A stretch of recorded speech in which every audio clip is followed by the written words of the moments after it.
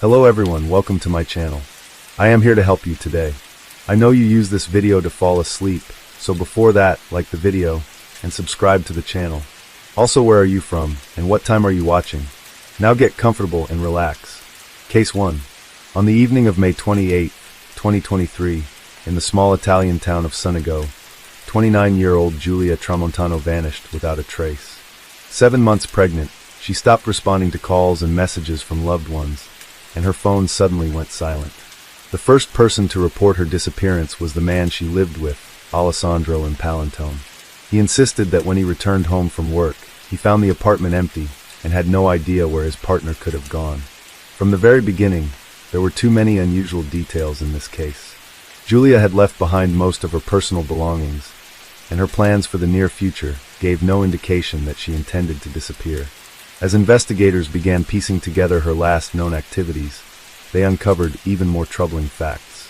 The night before she went missing, Giulia had sent messages to her mother, Laura Donna, and a close friend, revealing that she had a serious argument with Alessandro. She was deeply upset and wrote that the situation was causing her a great deal of distress, but the most important question remained unanswered. What really happened that fateful evening? And if Giulia had truly left the house on her own, why had no one seen her since? In the days that followed, investigators would begin unraveling a web of deception that would lead to a grim truth. Giulia Tramontano was born on May 2, 1994, in the small town of Sant'Animo, located in the Naples province. She grew up in a close-knit family, where support and warmth were always present. Her parents encouraged independence and self-confidence from an early age. While they embraced modern views, family traditions remained a cornerstone of their lives, and home was always a place she could return to for guidance and comfort. Giulia attended a local school, excelling in the humanities. She was drawn to real estate, fascinated by architecture, investment opportunities, and the idea of becoming a successful real estate agent. After high school, she pursued a degree in the field, quickly mastering the profession thanks to her analytical mindset and strong communication skills. By the age of 25, she had built a solid reputation in the industry, but for Giulia, this wasn't enough. She dreamed of life in a big city filled with opportunities. By the time she turned 26, her career in her hometown had reached a plateau. Working at a real estate agency, she realized the local market had its limitations. Inspired by stories from friends, she made the decision to move to Milan, a city she believed would offer her a new chapter filled with potential. By the end of 2020, her decision was final. Milan symbolized independence, new connections, and the career growth she longed for. The transition happened quickly. Packing her belongings and saying goodbye to her loved ones, she set off for the city that she hoped would become her new home. After moving to Milan, Giulia immediately immersed herself in work. The city's real estate market was fast-paced, competitive, and required confidence and persistence.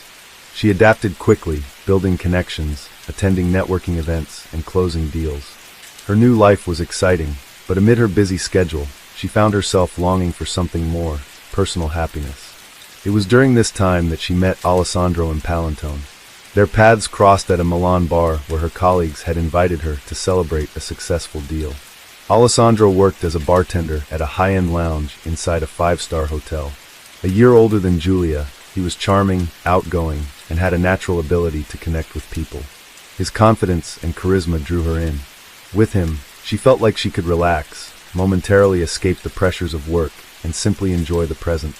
The first few weeks of their relationship felt effortless. They spent evenings dining at restaurants, strolling through the city at night, and talking about the future. Alessandro shared that he had a son from a previous relationship, but assured her that his past was behind him and that he was now looking for stability. Giulia believed she had finally met someone with whom she could build a lasting relationship.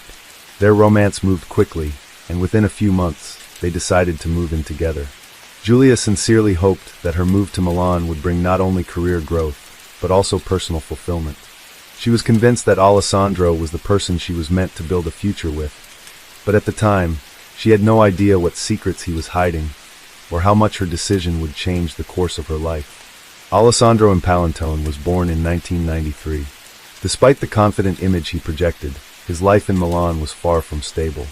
Working as a bartender at an exclusive venue, he was constantly surrounded by wealthy clients, successful business people, and celebrities. This allowed him to carefully craft the persona of a man accustomed to luxury. He was skilled at making people feel at ease, quick to form connections, and a master of persuasion, always hiding his true intentions behind charm and an easygoing nature. His job at the bar provided not only a steady income, but also valuable social ties. He knew how to present himself in the best possible light, creating the illusion of a man striving for more. His colleagues saw him as charismatic, yet somewhat superficial, someone who never truly opened up but maintained the appearance of a fun, carefree personality. To clients and acquaintances, he seemed to be living the dream. But behind this carefully curated image, there was much more that remained unseen. When he first started dating Julia, there were no apparent red flags. On the contrary, in the early stages of their relationship, he appeared attentive and caring. He knew exactly what to say and how to make a good impression. But over time, Alessandro's true nature began to emerge. Over time, problems began to surface in their relationship. The first warning signs appeared soon after they moved in together. Alessandro often joked around with Julia, but his teasing gradually became more cutting. He would comment on her accent, hinting that people from southern Italy were different from northerners in a way that wasn't exactly flattering. He openly mocked her favorite soccer team, knowing how much it meant to her. At first, Julia brushed it off, thinking it was just harmless teasing. But as time went on, it became clear that there was something more behind his words. Their arguments became more frequent. Alessandro grew irritated over small things. How she organized their home, how she reacted to his words, how she answered his questions. He would abruptly cut off conversations or ignore her altogether, making her feel like she was the one in the wrong. In those moments, he became cold and distant, only to suddenly switch back to his usual self, as if nothing had happened. This emotional roller coaster became their new normal. One day, he would be affectionate and attentive. The next, completely indifferent. Julia tried to understand what was happening, but she never got any clear answers. Alessandro never spoke openly about his feelings, leaving her in a constant state of uncertainty. But the biggest deception, the one she never saw coming, was his double life. Julia believed that when Alessandro left for work, he was spending his nights behind the bar. But in reality, he had been living a lie for months. Not long after they moved in together, he started seeing another woman, Allegra. He met Allegra at work. She was younger, multilingual, and building a career in the hospitality industry. Alessandro presented himself as a single man who had ended things with Julia long ago, but was still living with her due to temporary circumstances.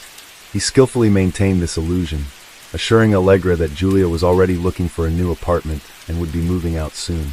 Neither Julia nor Allegra had any idea the other existed. To each of them, he played a different role, weaving his lies so seamlessly that nothing seemed suspicious. With one, he talked about the future. With the other, he lived in the moment, never once considering that his deception might come crashing down. Meanwhile, tensions in his relationship with Julia continued to build. She sensed that something was off, but couldn't quite figure out what it was. As time passed, the unease grew. Yet Alessandro kept up his double act, unaware that the truth was closing in on him. By the end of 2022, Julia started noticing changes in her body. Persistent fatigue, unusual cravings, and a cycle made her suspect something was different.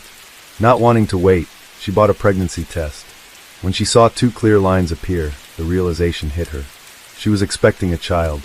The news brought mixed emotions. On one hand, she had always dreamed of having a family. On the other, the last few months with Alessandro had been difficult. Still, she knew she had to tell him in person. Choosing the right moment, Julia nervously shared the news.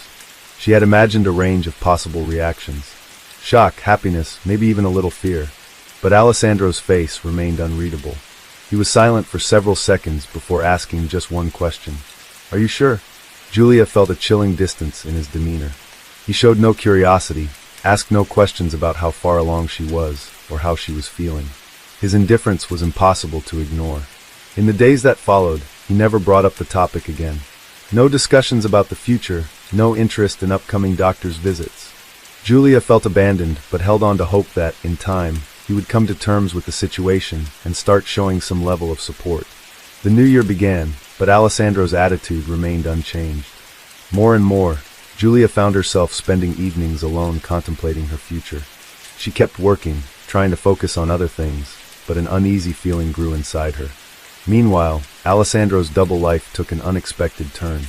In early 2023, he he learned that his other partner, Allegra, was also expecting. The news caught him completely off guard. Just like Giulia, Allegra had no idea another woman was in the picture. She truly believed she and Alessandro were in a committed relationship. Unlike Giulia, however, Allegra was unsure whether she wanted to continue the pregnancy. Realizing that his carefully constructed deception was falling apart, Alessandro convinced Allegra that having a child wasn't the right decision at that moment. He assured her that he would support whatever choice she made, but strongly implied that ending the pregnancy would be for the best. Allegra hesitated for a long time, but eventually agreed. Alessandro accompanied her to the medical procedure, ensuring that this chapter was closed. He hoped that, with Allegra's pregnancy no longer an issue, he could now focus on dealing with what he saw as his bigger problem, Giulia's decision to have the baby. But unlike Allegra, Giulia was determined to continue her pregnancy, despite his emotional distance. He repeatedly tried to persuade her to reconsider, but Giulia refused to change her mind. For her, this was a conscious and personal decision.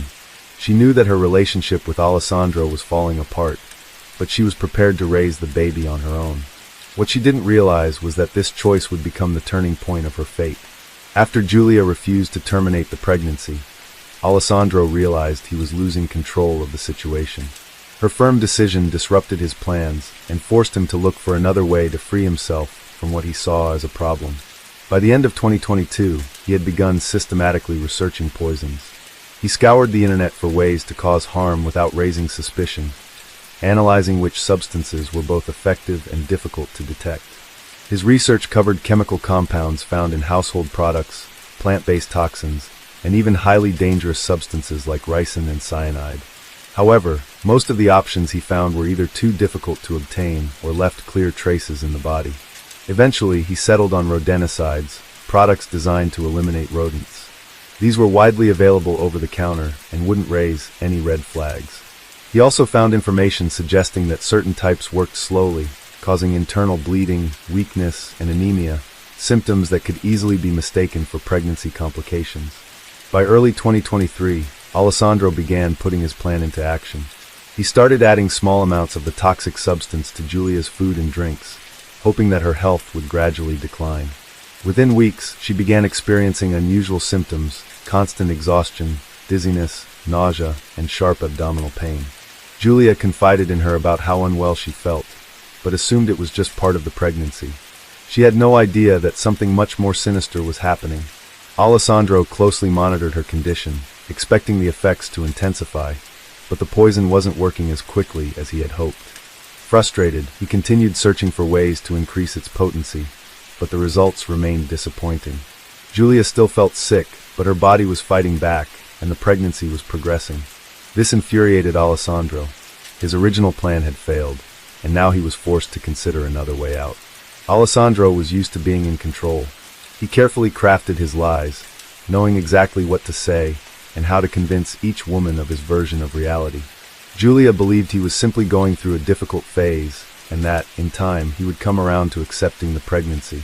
Allegra, on the other hand, was certain that his past relationship had ended long ago, but one wrong move shattered his carefully constructed illusion. The first red flag for Allegra was how uneasy Alessandro became whenever the topic of his past came up. He avoided discussing his life before they met, never shared his social media, and made no mention of his ex. At first, it didn't seem suspicious, but over time, inconsistencies started piling up. The real turning point came when she accidentally saw photos on his phone, recent pictures of him with Giulia. The way they looked at each other, the closeness between them, it was clear that their relationship was far from over. Allegra didn't want to jump to conclusions. Instead, she started paying closer attention, taking mental notes. He often left in the evenings, claiming he was working late, yet his coworkers at the hotel mentioned that he had clocked out early. Sometimes he wouldn't answer his phone, later coming up with excuses that didn't quite add up. When Allegra finally confronted him about the photos, Alessandro didn't miss a beat. His reaction was instant. He claimed Giulia couldn't accept their breakup, and was deliberately spreading those pictures to manipulate him with guilt. Allegra wanted to believe him, but something about his explanation felt off. She started asking more questions, and his responses became increasingly unconvincing. Sensing he was losing control, Alessandro abruptly changed tactics. He claimed Giulia wasn't just refusing to move on. She had actually faked her pregnancy in a desperate attempt to hold on to him. Now he was trying to convince Allegra that there was no baby at all, but his desperation only fueled her suspicions. In a final attempt to solidify his lie, Alessandro went so far as to fabricate a DNA test. He altered a file he had downloaded online, presenting it as proof that he had no connection to the child. Allegra initially accepted this version of events, but her doubts lingered. She couldn't shake the feeling that there was something more she didn't know. A few days later, she decided to find out for herself. While Alessandro was asleep, she took his phone, found Giulia's number, and sent her a message. The reply came almost instantly. Giulia didn't sound like a woman consumed by revenge. On the contrary, she also wanted answers. The next day, Allegra suggested they meet in person. Both women understood that this conversation would change everything. Their meeting took place at the hotel where Allegra worked. They had agreed on a time in advance, both feeling a mix of tension and determination. Allegra still didn't know the full extent of Alessandro's deception, and Giulia couldn't believe that the man she had planned a future with had been leading a double life. The conversation started cautiously. Allegra spoke first, sharing what she had discovered. She told Giulia how Alessandro had assured her that his past relationship was completely over. Then she mentioned the so-called DNA test that supposedly proved the baby wasn't his. Giulia listened carefully. When Allegra finished speaking, she calmly stated that the test was fake. She had never suggested any kind of testing, and the timeline of her pregnancy aligned perfectly with their relationship. More importantly, she revealed that she and Alessandro were still living together, and at no point had he given her any reason to believe their relationship was over. With every passing minute, Allegra saw the situation more clearly. She had been deceived from the very beginning. Her entire perception of their relationship shifted, and for the first time, she had no doubts about the truth. Hurt and disappointment washed over her, but she felt no resentment toward Giulia. Instead, it became painfully obvious that they had both fallen victim to the same web of lies. Their conversation lasted over an hour. The two women compared details, piecing together the full picture of Alessandro's deception. By the end, they no longer saw each other as rivals. What emerged instead was an unexpected sense of solidarity. At that moment, Giulia made her final decision. She was done. She had no intention of staying with a man who had manipulated her feelings while hiding a second life. Her future belonged to her and her child, and Alessandro had no place in it. When she returned home, she didn't wait for the right moment. She confronted Alessandro immediately, telling him she knew everything and that their relationship was over. His reaction was exactly as expected. First, he denied everything, then he turned defensive, accusing her of digging into his personal life. But Giulia wasn't listening to his excuses. She firmly told him that she was leaving for Naples and wanted nothing more to do with him. That evening, she texted her mother and sister explaining her decision. They supported her fully, offering to help in any way they could. Giulia reassured them, saying she needed to take care of a few things in Milan first, but would be home in a few days. She didn't know that night would be her last. After their conversation, Alessandro realized he had lost control. Everything he had hidden was now exposed. Giulia knew the truth about his double life, his lies, and his manipulation. She no longer believed him, no longer listened to him, and had made a firm decision to leave. Her calmness infuriated him. He couldn't understand how he had ended up in a situation where his deception had been uncovered, leaving him powerless. He felt himself losing not just his control over Giulia, but also his carefully crafted image. If she told anyone else, his entire life could come crashing down. That day, the tension between them reached its breaking point. Giulia ignored all of Alessandro's attempts to speak. She continued packing her things, showing no emotion. Her silence only made him angrier. Alessandro tried to convince her that she was making a mistake, that he loved her, that she needed to reconsider. But Giulia didn't respond. His frustration grew. He raised his voice, desperate to get a reaction, but she refused to argue. When he realized her decision was final, uncontrollable rage took over. He grabbed a knife from the counter, and in a blind fury, he struck. Giulia didn't have time to react. The attack was sudden, precise, but it wasn't enough for him to stop.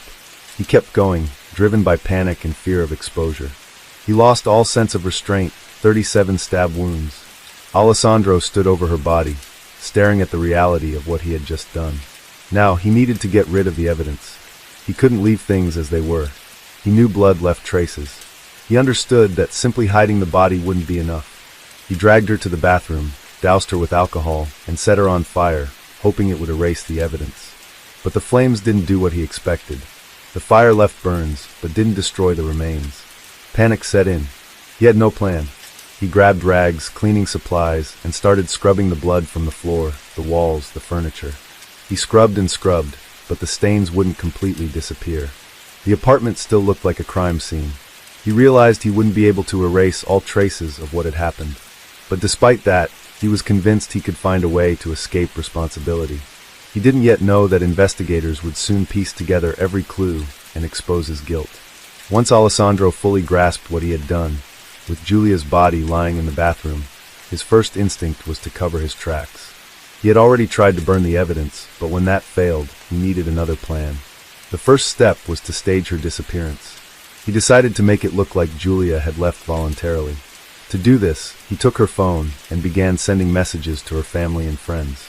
He knew they would worry if she suddenly vanished, so he had to create the illusion that she had chosen to leave on her own. He texted her mother, saying she needed some time alone. The message was short and vague, just enough to avoid raising suspicion. Then he messaged one of Giulia's friends, claiming that she had left but wasn't ready to talk about where she was going. He was hoping to buy himself time, to make it seem like she had simply decided to disappear. However, his plan didn't end there. He knew that sooner or later someone would raise the alarm, so just hours after the crime, he went to the police himself and reported Giulia missing. He claimed that she had left home after an argument and never returned. His version was simple. That morning, he had gone to work, and when he came back, she was gone. He deliberately added details to make his story sound convincing. He told officers that her personal belongings, passport, and money were missing too, suggesting that she might have left town on her own. Investigators listened carefully, but from the start, something felt off. His demeanor raised suspicion. He spoke too confidently, as if he already knew what questions would be asked. Unlike Giulia's family and friends, who were panicked and desperate for answers, he remained unnervingly calm. While the police launched a search, Alessandro focused on hiding the evidence. At first, he left her remains in the bathroom, but knew he couldn't keep them there for long. He wrapped them in plastic and, under the cover of night, carried them to the garage. Over the next few days, he moved the remains multiple times. First, he hid them in the basement of their building, then returned them to the garage. He was trying to figure out a way to dispose of them permanently, but the longer he delayed, the more mistakes he made. Investigators began scrutinizing his statements, questioning neighbors, and looking for inconsistencies. While he believed he was still in control, law enforcement was already closing in on him. After Alessandro reported Giulia missing, the police followed standard procedures for a disappearance case. But the first major clue came when forensic specialists detected traces of blood in his car. Despite his efforts to clean it, modern forensic technology allowed investigators to identify biological evidence. A rapid analysis confirmed that the blood belonged to Giulia. The second piece of evidence was found in the common areas of their apartment building. On the stairs and in the hallway, there were faint reddish stains that initially looked like dust or spilled liquid. However, chemical testing revealed they were traces of partially cleaned blood. Investigators also noted Alessandro's unusual behavior. Unlike most people whose loved ones disappear, he didn't display genuine concern. He didn't reach out to Giulia's family asking for help in finding her, nor did he actively participate in spreading information about her disappearance. He simply followed the formal steps required to report someone missing. Nothing more, which raised further suspicion. A key breakthrough in the case came when detectives examined his electronic devices. They seized his phone, computer, and tablet. What they found was shocking. First, they uncovered search history dating back months before the crime. He had looked up information on poisons, researched the effects of different toxins, and read articles on how to discreetly harm someone. There were even searches questioning why certain toxic substances might not work as expected. Another critical piece of evidence was the forged DNA test he had shown Allegra. A forensic examination confirmed that the document had been altered, and the file itself had been downloaded from a website that allowed users to edit medical records. The mounting evidence was closing in on Alessandro. His version of events was falling apart. Investigators intensified their pressure, pointing out inconsistencies one by one. At first, he stuck to his story, insisting he knew nothing. But with each interrogation, police presented more facts he couldn't escape from. They showed him photos of the bloodstains, confronted him with his own search history, and brought in witnesses who had heard loud noises and shouting from their apartment. A key breakthrough in the investigation came when authorities analyzed Alessandro's movements in the days following Giulia's disappearance. Surveillance footage revealed that in the days after she was reported missing, he made multiple trips to the garage, carrying bags inside and later returning empty-handed. Under the weight of mounting evidence, Alessandro's story began to unravel. Eventually, he broke down and revealed the location where he had hidden her remains. On June 1, 2023, police discovered Giulia's body in an overgrown area near Sanago. Forensic analysis confirmed that an attempt had been made to burn the remains, but the process had been interrupted. Despite his efforts to cover his tracks, experts were able to determine the cause of death and gather definitive evidence linking him to the crime. The revelation of Giulia Tramontano's tragic fate sent shockwaves across Italy. In a country where cases of gender-based crimes have long been a serious concern, her case became another painful reminder of the dangers posed by individuals who hide behind the mask of a caring partner. Following Alessandro Impalanton's arrest, protests erupted across the country. Women took to the streets holding signs and demanding stricter penalties for crimes rooted in domestic aggression. Memorial marches were held in Milan, Naples, Rome, and other cities, with calls for systemic reforms to better protect those at risk.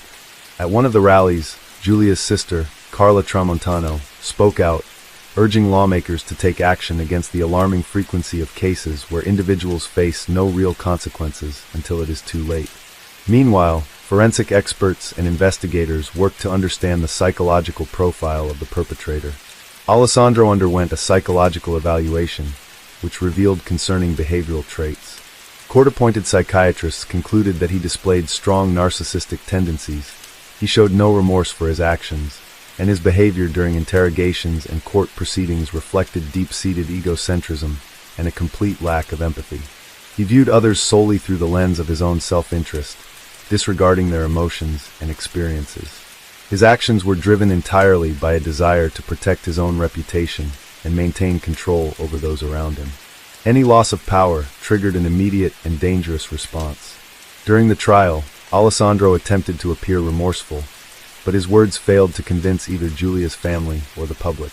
He claimed he didn't understand how he could have done something so terrible, insisting it was a moment of impulsive rage, something he hadn't fully realized he was doing.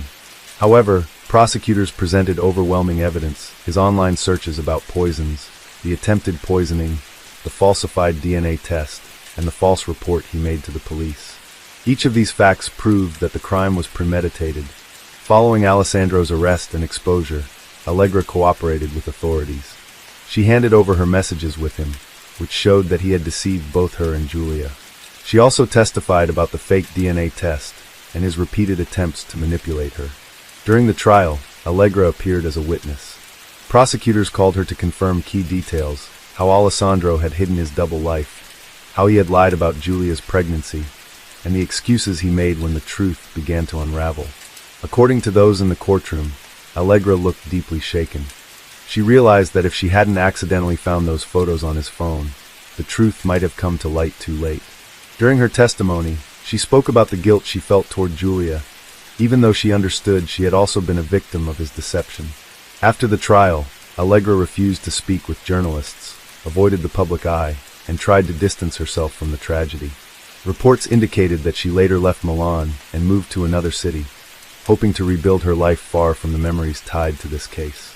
The court found Alessandro guilty of first-degree murder with aggravating circumstances. These included the cruelty of the crime, the prolonged emotional mistreatment of the victim, and his deliberate efforts to destroy evidence. He was sentenced to life in prison. In the judge's final statement, it was emphasized that crimes like this could not be excused as moments of lost control or temporary emotional distress. Alessandro's actions over several months demonstrated a clear and deliberate intent to get rid of Giulia. Her case became a tragic reminder of the dangers posed by individuals who view their partners as possessions. But Giulia's story did not go unnoticed. It sparked outrage and became part of a broader movement to protect those who could still be saved. Case 2. In May 2023, Spanish police received a distressing call from a quiet neighborhood in Malaga. In one of the apartments, they discovered the body of a young woman with multiple stab wounds. The suspect fled the scene, but was apprehended hours later at a local cafe. However, this tragedy was only the beginning of a series of events that led investigators to an unsolved case from 9 years prior. Behind the wall of another apartment, they found something that shocked even the most experienced forensic experts. In 2011, Sabora Gagani lived with her boyfriend Marco in Spain, in the Laurel neighborhood near the beaches of Torremolinos. On the surface, their life seemed stable. Sabora worked as a waitress in a local restaurant, while Marco worked as a chef. They rented a small house, and Sabora often called her mother, Elisabetta, assuring her that everything was fine. However, behind this appearance of stability lay serious problems that became more evident with each passing month. When Elisabetta came to Spain to visit her daughter, she immediately noticed the tense atmosphere in the home. Arguments between Sabora and Marco broke out even in her presence. Elisabetta saw how her daughter tried to justify Marco's bursts of jealousy and tension, blaming them on temporary difficulties. However, Elisabetta was convinced that the problems went far beyond day-to-day struggles. It was hard to believe that just 2 years earlier, Sabora had been a completely different person. Born on September 14, 1991, in Tirana, Albania, she was known from a young age for her lively and cheerful personality. After her parents divorced, her mother, Elisabetta, moved with her children to Italy, where they started a new life. In Rome, Sabora quickly became popular with those around her. Her classmates gave her the nickname Sibi, highlighting her energy and friendliness. Despite financial challenges, Sabora was eager to support her family from a young age. She started working as a waitress in a local cafe, but never gave up on her dreams. Her natural beauty, slim figure, and success in a regional beauty contest opened the door to opportunities in the modeling world. Despite this, her biggest dream was to become a teacher, as Sabora genuinely loved working with children. Things began to change when Sabora turned 18. At a cafe, she met Marco, a 31-year-old man whose charm and confidence immediately caught her attention. At the time, she knew little about him. He was divorced, had a sister, and seemed to want to start a new chapter in life. However, behind this facade lay a complicated past. Marco was known for his aggressive behavior and problems with controlled substances, which had brought him to the attention of the police on multiple occasions. Sabora, captivated by his charisma, chose to overlook these warning signs. A year into their relationship, Marco suggested that Sabora move with him to Spain, claiming there were better job opportunities there than in Italy. Elisabetta tried to dissuade her daughter, doubting Marco's intentions, but Sabora insisted. She believed this move would mark the beginning of a new chapter, where she and Marco could build a happy life together. At first, things in Spain seemed promising. Sabora quickly found work as they rented a cozy home, and Sabora shared her plans with her mother, sounding optimistic about the future. However, their stability was short-lived. Marco began losing one job after another, blaming his employers for his failures. His irritability and jealousy grew more pronounced, and his aggressive behavior escalated from minor incidents into serious conflicts. When Elisabetta traveled to Spain to see how her daughter was doing, she was shocked by what she found. Sabora, once lively and confident, now seemed withdrawn and subdued. Marco didn't even try to hide his irritation in Elisabetta's presence. Their arguments grew louder, but despite the clear issues, Sabora continued to defend Marco, assuring her mother that things would improve. Why Sabora chose to overlook these red flags puzzled those close to her. Perhaps she sought in Marco the support and stability she had lacked in her early years.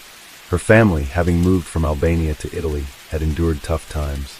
Elisabetta worked tirelessly to provide a better life for her children, but Sabora faced the need to shoulder responsibility at an early age. Her relationship with Marco might have been an attempt to fill that void, but instead it only brought more strain.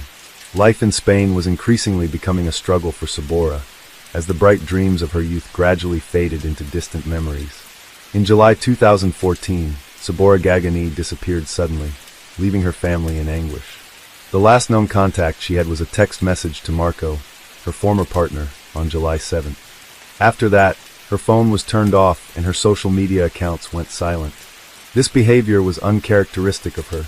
Prior to that, Sabora had informed her mother that she had finally ended things with Marco, moved into a new apartment, and felt liberated. She described it as feeling like a butterfly that had just emerged from its cocoon. But her sudden silence alarmed everyone. The situation took an even stranger turn when Marco unexpectedly appeared at Elisabetta's home in Italy. He tried to present himself as a concerned and regretful man, pretending to care deeply about what had happened. Over coffee, he told Elisabetta that he had no idea where Sabora could have gone. According to Marco, they had argued shortly before she vanished, and she had walked out, leaving all her belongings behind. Later, Marco changed his story, claiming that a security guard at their apartment complex had supposedly seen Sabora leaving with 2 suitcases. These conflicting statements only deepened suspicions and heightened concerns. Elisabetta recalled that just a month prior, Sabora had shared her decision to end the relationship for good. After 3 years of trying to salvage it, she had moved out of Marco's apartment and was working on rebuilding her life. During that time, she tried to distance herself from him, but it seemed this did little to stop his interest in her life. Marco continued to involve himself, showing an unsettling persistence. In early July, he unexpectedly called Elisabetta, asking if Sabora had returned to Italy. The question struck Elisabetta as odd, especially given their recent breakup. Sabora had made multiple attempts to cut ties with Marco.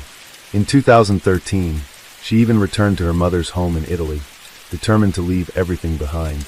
During that time, she admitted she no longer saw a future in their relationship, but Marco refused to let go.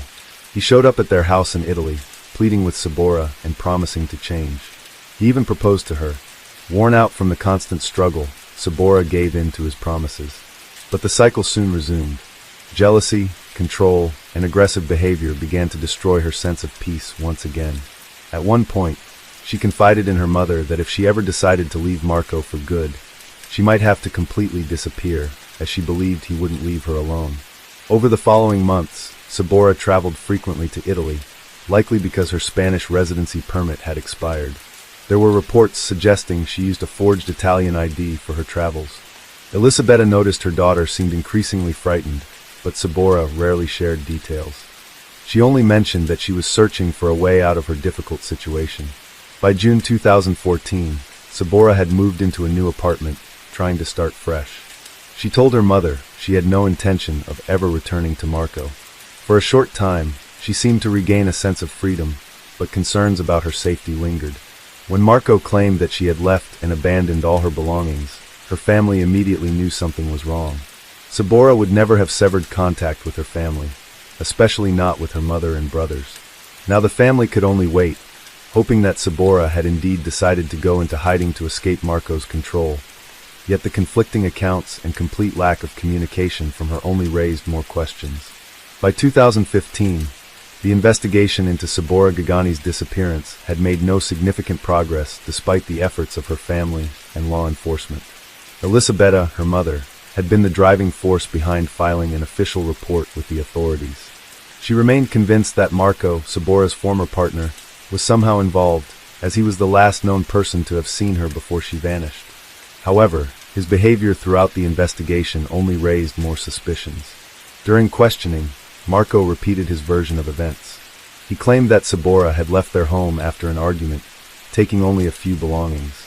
However, many of her personal items, including clothing and identification documents, were still in the apartment, which seemed unusual. Despite his claims, Marco never reported her disappearance to the police. Instead, he insisted he try to locate Sabora on his own, printing and distributing flyers around their neighborhood. He also offered conflicting theories about her whereabouts, suggesting at one point that she might have traveled to Argentina, or that she had been seen with an unknown man with whom she supposedly had a confrontation. These statements lacked consistency and factual support. Elisabetta, distrustful of Marco, began her own efforts to find her daughter. She reached out to the media and a specialized organization that helps publicize cases of missing persons. Photos of Sabora and calls for assistance began appearing in both Italian and Spanish news outlets. Despite these efforts, no new leads were uncovered.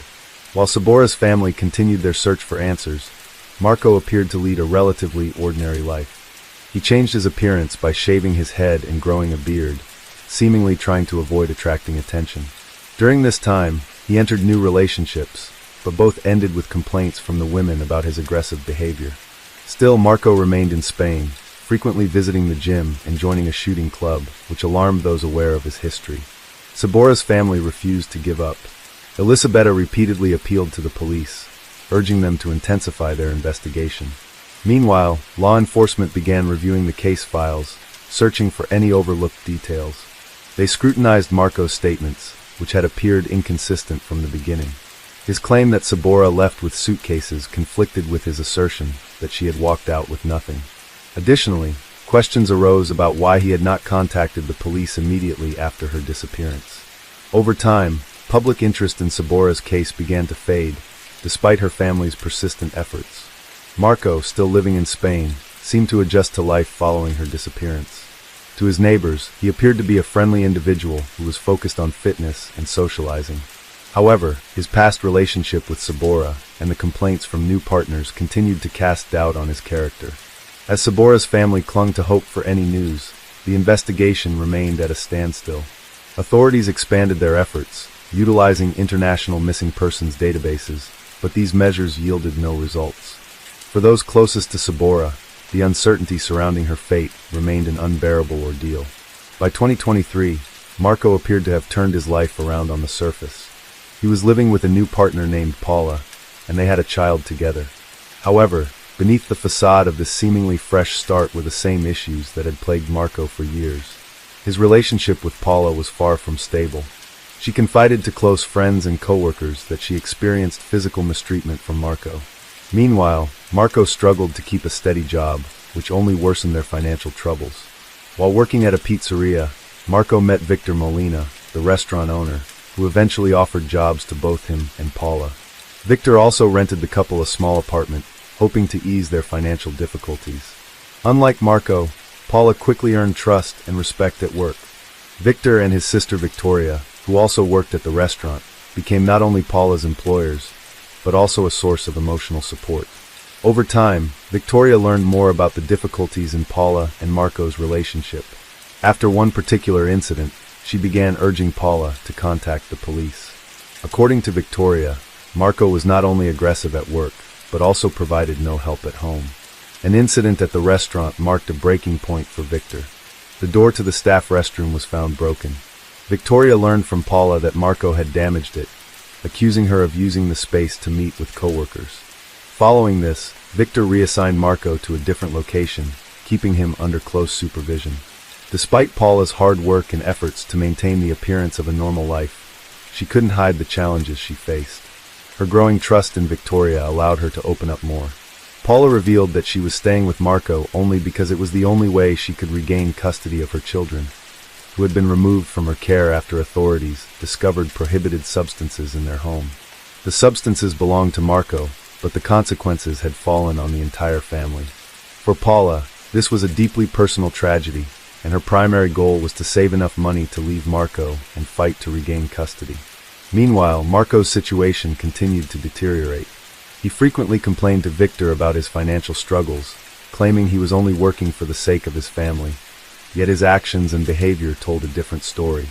His aggression at work and inability to get along with coworkers led Victor to question whether keeping him employed was worth the trouble. At the same time, Victoria, seeing how dire Paula's situation was, continued to encourage her not to tolerate the mistreatment. However, Paula, fearing for her safety, avoided taking any confrontational steps. She admitted to Victoria that Marco had once struck her 4 times and kicked her, but she downplayed the seriousness of the incident. For Victoria and Victor, this was clear evidence that Paula's situation required urgent intervention.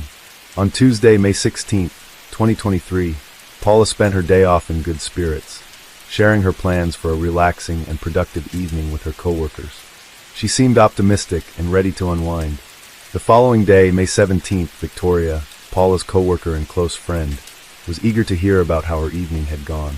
However, the day took a dark and unexpected turn. That morning, at around 11:30 a.m., loud shouting erupted from the apartment Paula shared with Marco. Though arguments between them were common, this time it sounded far more intense. Paula's voice was unmistakable, calling out for help. The commotion was so loud that Victor, Paula's landlord and employer, who happened to be nearby, could hear it clearly. Alarmed, he rushed toward the apartment with another employee from the restaurant. When they reached the door, the 2 men began knocking and shouting, trying to understand what was happening. From inside, they heard faint sobbing, which soon fell silent. Moments later, Marco opened the door.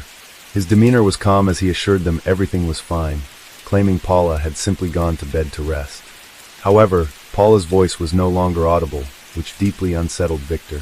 The situation was made even more concerning by recent events. Just a few days earlier, Victor had fired Marco from the restaurant following a series of troubling incidents, including the unexplained disappearance of a kitchen knife. Victor had grown increasingly distrustful of Marco and wanted to avoid further problems. Now, Marco found himself at the center of yet another alarming event. Victor left to retrieve a spare key to the apartment, while the other employee called the police. Marco, seemingly aware that the situation was escalating, remained calm but acted unexpectedly. Without any explanation, he left the apartment and walked out of the building. When the police arrived, they found the apartment locked. Everything inside appeared as though the occupants had recently left, adding to the growing mystery. Meanwhile, Victor returned with the spare key and entered the apartment to determine what had happened. Inside one of the rooms, they discovered Paula's body lying on the floor with multiple stab wounds. Her clothes were soaked in blood, and it was evident that she had passed away several hours earlier. The police immediately secured the scene, called in forensic specialists to collect evidence, and launched a search for Marco, who had fled by that time. Paula's body was sent for an autopsy to confirm the exact cause of death, while investigators worked to track down the suspect. Marco was located just a few hours later, sitting calmly at a table in a local cafe. He showed no resistance during his arrest and behaved as though nothing had happened. On May 20th, 2023, 3 days after Paula's tragic death, Marco appeared in court. He was charged with committing a crime with aggravating circumstances related to gender-based aggression. The court also ordered a psychiatric evaluation and testing for controlled substances. Marco was denied bail and remained in custody. During the hearing, Marco exercised his right to remain silent, speaking only to answer questions from his attorney. There was no mention of Sabora Gagani, whose disappearance he had previously alluded to. However, just days after his arrest, Sabora's name came back into the spotlight. On May 17th, the day of Paula's death, while being interrogated at the station, Marco made an unexpected confession. He claimed that during an argument in 2014, he had killed Sabora Gagani and hidden her body in the apartment they shared. Marco even offered to show investigators the exact location of her remains. Despite his confession, law enforcement chose to prioritize the investigation into Paula's death and temporarily delayed verifying Marco's statements about Sabora. For Sabora's mother, Elisabetta, the news of Marco's arrest and his admission regarding her daughter was a devastating blow. For 9 years, she had fought to reopen the investigation, believing Marco was involved in Sabora's disappearance. Following Marco's confession, the case of Sabora Gagani was officially reopened, and investigators began working to verify his claims, starting with an examination of the apartment where the couple had lived in 2014. By early June 2023, Spanish investigators focusing on Sabora's case conducted a detailed review of the building's layout where she and Marco had once resided. A thorough search of the apartment yielded no significant findings. However, discrepancies were found between the apartment's physical layout and its blueprints. This discovery shifted the investigators' attention to a neighboring unit on the same floor, which was nearly identical in design. One particular detail stood out. There was a large space that, according to the building plans, should have been part of the bedroom in the apartment under investigation, but it was not present in reality. After obtaining permission, investigators entered the neighboring apartment on June 6th and broke through the wall. Behind it, they discovered a large wooden box filled with lime. Inside the box, police uncovered the first set of evidence: a plastic bag containing a knife stained with dried blood and personal items believed to belong to Sabora. Among the items was a bouquet of wilted flowers lying atop several plastic bags. Inside, one of the bags was a camping sleeping bag which contained human remains. The remains were sent for forensic analysis to determine the identity and cause of death. Investigators noted tattoos on the body that matched descriptions provided in the missing persons report for Sabora Gagani. However, to confirm the identity conclusively, Spanish authorities requested DNA samples from Sabora's family in Italy. On June 10th, police arrived at the home of Sabora's mother, Elisabetta, to collect a saliva sample. The DNA results confirmed the remains belonged to Sabora Gagani. In the week following the discovery, new details about Marco's actions emerged in Spain. During interrogations, he claimed to have used acid in an attempt to dispose of the body, though this claim was not substantiated. Investigators noted Marco frequently altered his statements. His confessions following his arrest for Paula's death had prompted the reopening of Sabora's case. Meanwhile, authorities continued to investigate the circumstances surrounding her death. For Elisabetta, the confirmation of Sabora's remains was a devastating blow. 9 years of uncertainty had stripped her of hope, though she had never stopped waiting for answers about her daughter's fate. Over the years, her life had changed dramatically. Sabora's father had passed away from illness, never learning the truth about his daughter, and Elisabetta had found solace only in the birth of her grandson. When the remains were officially identified, Elisabetta reflected on her years of advocacy, repeatedly appealing to the police to reopen her daughter's case. While her efforts had finally brought answers, they also delivered a bittersweet sense of closure. Forensic experts continued to analyze the evidence recovered from the site where Sabora's remains were found. The knife discovered in the plastic bag was sent for forensic testing to identify biological traces that might link it to Marco. Meanwhile, Spanish investigators collaborated with their Italian counterparts to supplement the case materials from Sabora's disappearance. The investigation into Paula's death also remained ongoing, with Marco already the primary suspect.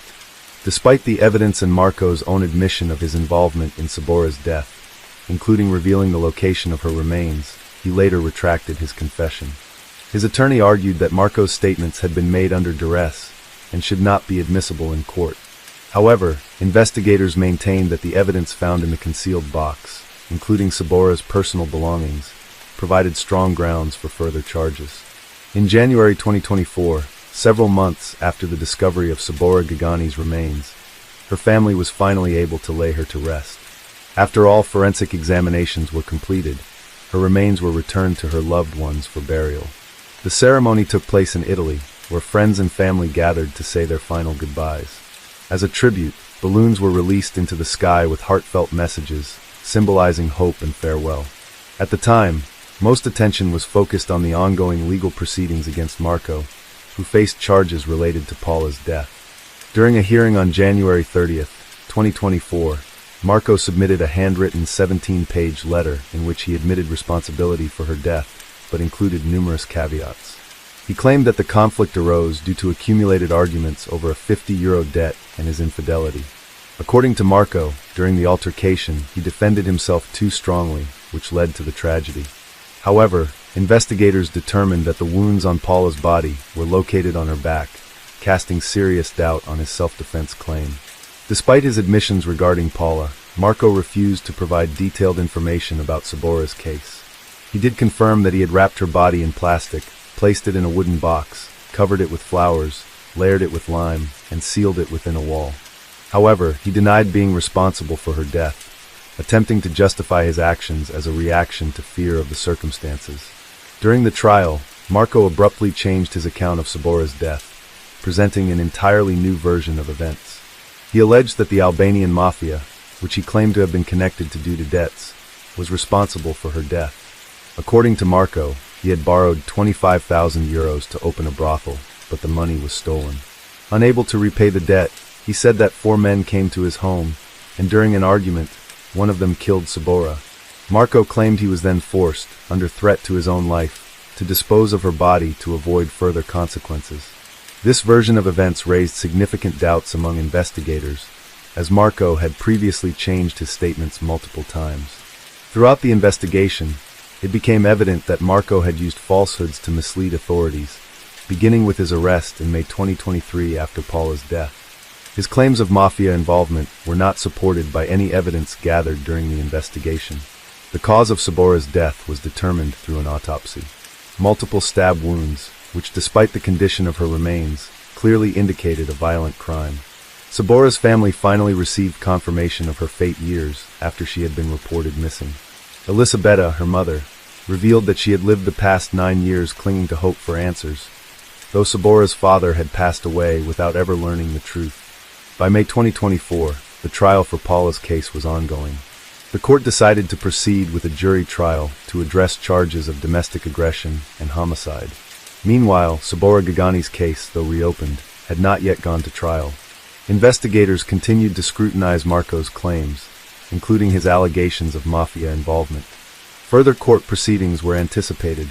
The stories of Sabora Gagani and Paula highlight how destructive relationships, marked by manipulation and abusive behavior, can have devastating consequences. Sabora, who had dreamed of a bright future, and Paula, who was striving to reclaim control of her life, both fell victim to the same person. Their fates serve as a somber reminder of the importance of recognizing the signs of abusive behavior early and intervening to prevent further tragedies. Case 3. On the evening of October 24, 2009, 58-year-old Chris Marks, a successful, professional, and devoted mother, left her home with a sense of hope. She was on her way to reconnect with her daughter Taylor, who was 20 years old and had been adopted by Chris years earlier. Earlier that day, Taylor had called, asking Chris to pick her up from her boyfriend Brian's house. This request was an unexpected olive branch after a long period of tension between them. Chris arrived at Brian's house around 7 p.m. The neighborhood, located in Akron, Ohio, was known for its high crime rates and general sense of unease. Despite her apprehensions, Chris parked her car, walked to the door, and knocked. Taylor answered, and Chris, struggling to contain her joy, embraced her. There seemed to be no visible tension between them. Shortly after, Brian joined them to escort both women back to Chris's car. To Chris, everything seemed normal, though the area itself left her uneasy. As they walked toward the car, the situation took a turn. A man suddenly appeared behind them, armed with a knife. The attack was swift and brutal. Chris was struck multiple times in the chest and face before she had a chance to defend herself. She collapsed to the ground. Taylor screamed and quickly grabbed her phone to call emergency services. In the recording of her call, she can be heard pleading for help, explaining that her mother had been attacked. While Taylor was on the line with the dispatcher, Brian took the phone from her. He provided their location and described the incident, claiming the attacker had fled. His tone was unnervingly calm, lacking the urgency one might expect from someone who had just witnessed such a violent event. Paramedics arrived within minutes. Chris was still alive, but in critical condition. She was transported to the hospital, where doctors worked tirelessly to save her.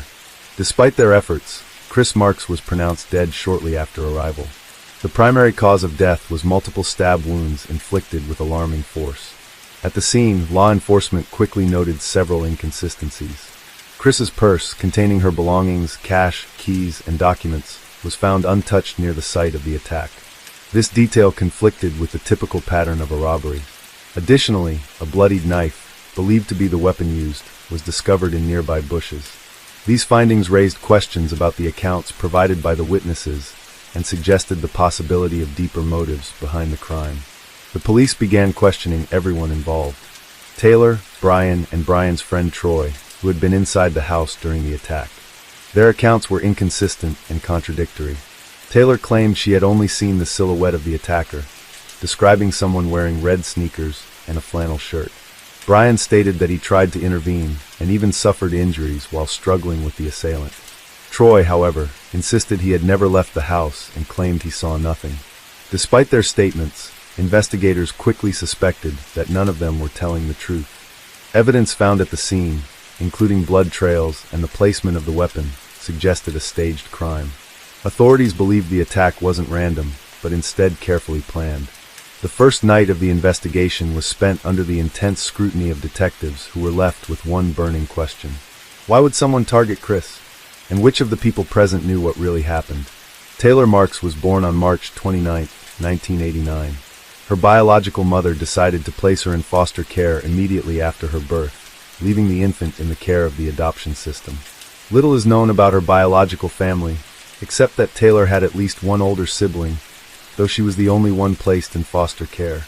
This marked the beginning of a new chapter in her life, a chapter that, despite its challenging start, eventually brought warmth and care. A few months later, Taylor became part of the Marks family, Bruce and Chris Marks. The couple had long dreamed of having a child, as they were unable to have children of their own.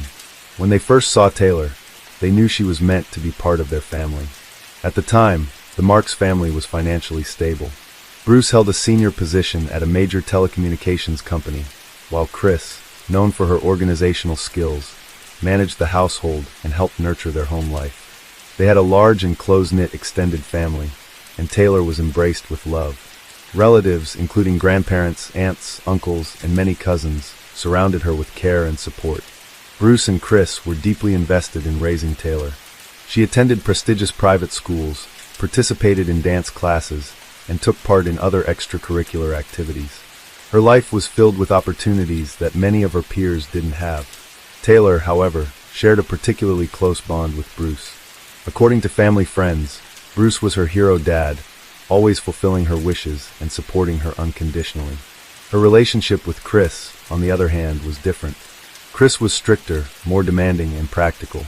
While these differences in parenting styles didn't cause significant issues during Taylor's early years, tensions began to emerge as she grew older.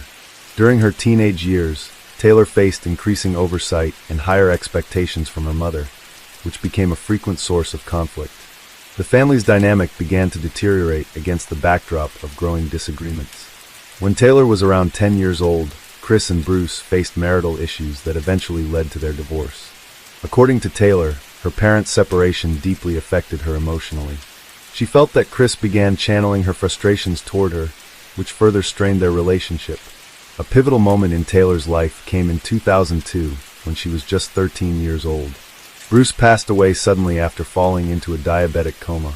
His death was a devastating blow for Taylor, who lost not only her father, but also her strongest source of emotional support. Shortly after, her grandfather, to whom she was also very close, passed away as well.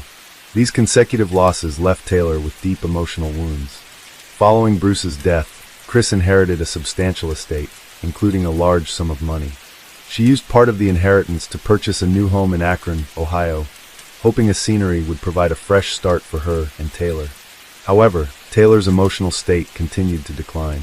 She became more withdrawn, her academic performance suffered, and her conflicts with Chris intensified. Chris tried to support her daughter, but her methods often came across as overly controlling. She attempted to compensate for the loss of Bruce by providing Taylor with material comforts, often going above and beyond to give her everything she needed and more. However, the emotional connection between them continued to fade. Chris hoped her daughter would eventually take responsibility, finish her education, and one day carry on the family legacy. But Taylor had no interest in these plans, dreaming instead of breaking free from what she saw as imposed expectations. As Taylor entered her teenage years, her quest for independence clashed with her mother's expectations. This marked the beginning of escalating conflicts that only worsened over time. Taylor viewed her mother as a constant source of pressure. With each passing year, tensions grew. Chris tried to enforce strict rules to steer Taylor in what she believed was the right direction. She became increasingly worried about her daughter's declining grades, lack of focus on school, and apparent indifference toward her future. Taylor, however, saw her mother's actions as an attempt to control her life, fueling her desire to rebel. Chris's constant remarks about Taylor's appearance, choice of clothing, and selection of friends only widened the emotional gap between them. The high school years were particularly challenging. Taylor, with access to the privileges her mother provided, began using them irresponsibly.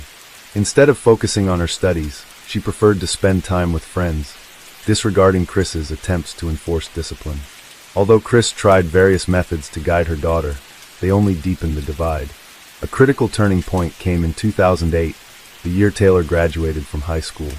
Despite Chris's financial support and her willingness to provide opportunities for Taylor to attend any college, Taylor showed little interest in continuing her education. Chris pushed Taylor to at least try, and Taylor eventually enrolled at a university in Akron. However, just a month into her first semester, Taylor dropped out. For Chris, this decision was a major blow, symbolizing the growing distance and the stark contrast between their dreams for Taylor's future. Realizing that persuasion wasn't working, Chris decided to take a firmer approach. She gave Taylor an ultimatum: either get a job and start supporting herself, or move out of the house. This was a common expectation in American culture, where young adults are encouraged to take responsibility for their lives upon reaching adulthood. However, Taylor perceived her mother's words not as motivation, but as cruelty and a threat, deepening the conflict between them. The situation escalated further in May 2009, when Taylor met Brian Smith, a 21-year-old with a reputation as a bad boy. Brian lived in a low-income part of town with his mother and sister. Taylor was quickly drawn to him, seeing in Brian a chance to escape her mother's control. Those who knew Brian described him as having a hot temper and a need to dominate in relationships, but these traits didn't deter Taylor. Chris was strongly opposed to the relationship. She was concerned not only about Brian's behavior, but also about the influence he might have on her daughter. Chris attempted to forbid Taylor from seeing Brian, and even banned him from coming to their home. However, these actions only solidified Taylor's resolve. Before long, Taylor packed her belongings and moved in with Brian, leaving her mother's house. Life with Brian was far from the ideal Taylor had imagined. At first, their relationship seemed promising, but it didn't take long for Brian to begin displaying controlling and aggressive behavior. Taylor faced jealousy, control, and frequent outbursts of anger. Despite this, she refused to return home, seeing a move back as an admission of defeat. Concerned for her daughter, Chris continued to provide support. She purchased essentials for Taylor and maintained contact, hoping her daughter would come to recognize her mistakes. The tension between them reached a breaking point when Chris offered Taylor a lifeline. She could come home under the condition that she either resumed her education or found a job. Chris even proposed additional support, offering to provide her with a car, an apartment, and a position at her company. Yet, Taylor showed little interest in these opportunities. Her tumultuous relationship with Brian continued despite the mounting challenges. Chris held on to the hope that time would help Taylor see the error of her ways. She believed that one day her daughter would return home and take on more responsibility. Unfortunately, this hope would never come to fruition.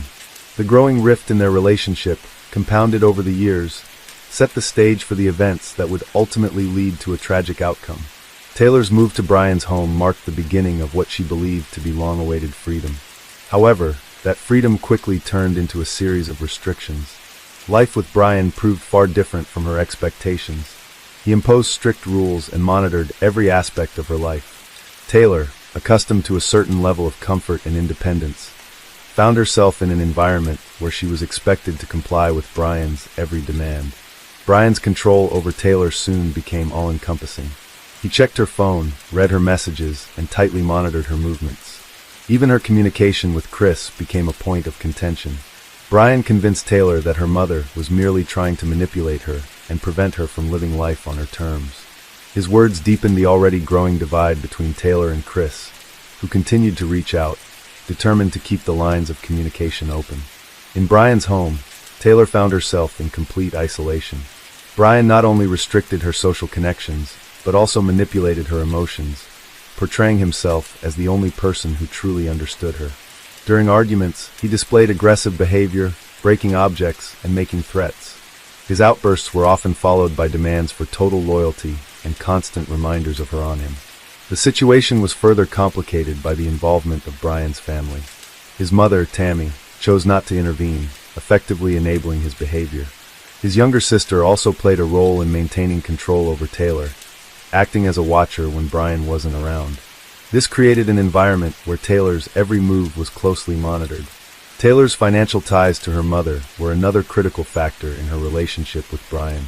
Aware of Chris's wealth and Taylor's potential inheritance, Brian was determined to maintain control. He frequently reinforced the idea that her mother was the root of all her problems, further driving a wedge between them. Under Brian's influence, Taylor began avoiding contact with her mother.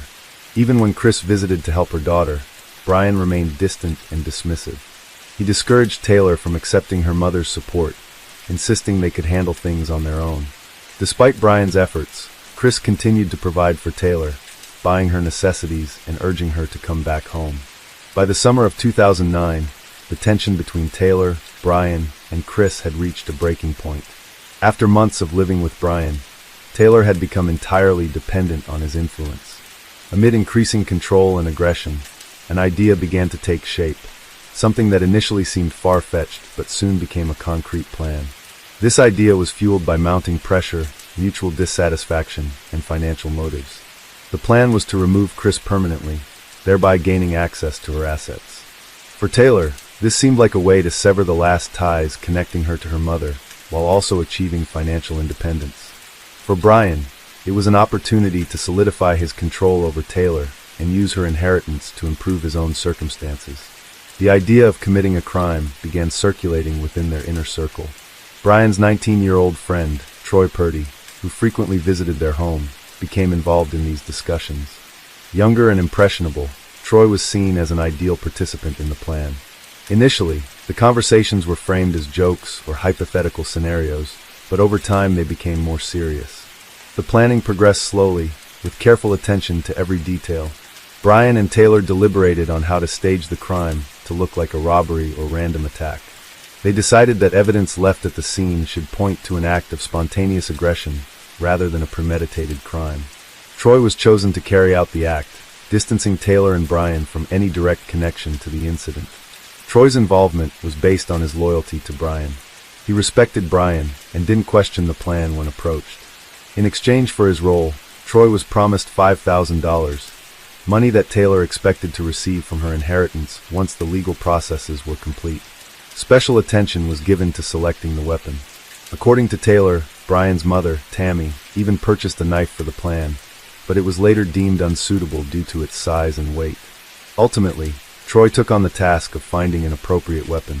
He chose a lightweight knife that was easy to conceal and carry. A critical part of the preparation involved studying Chris's routines.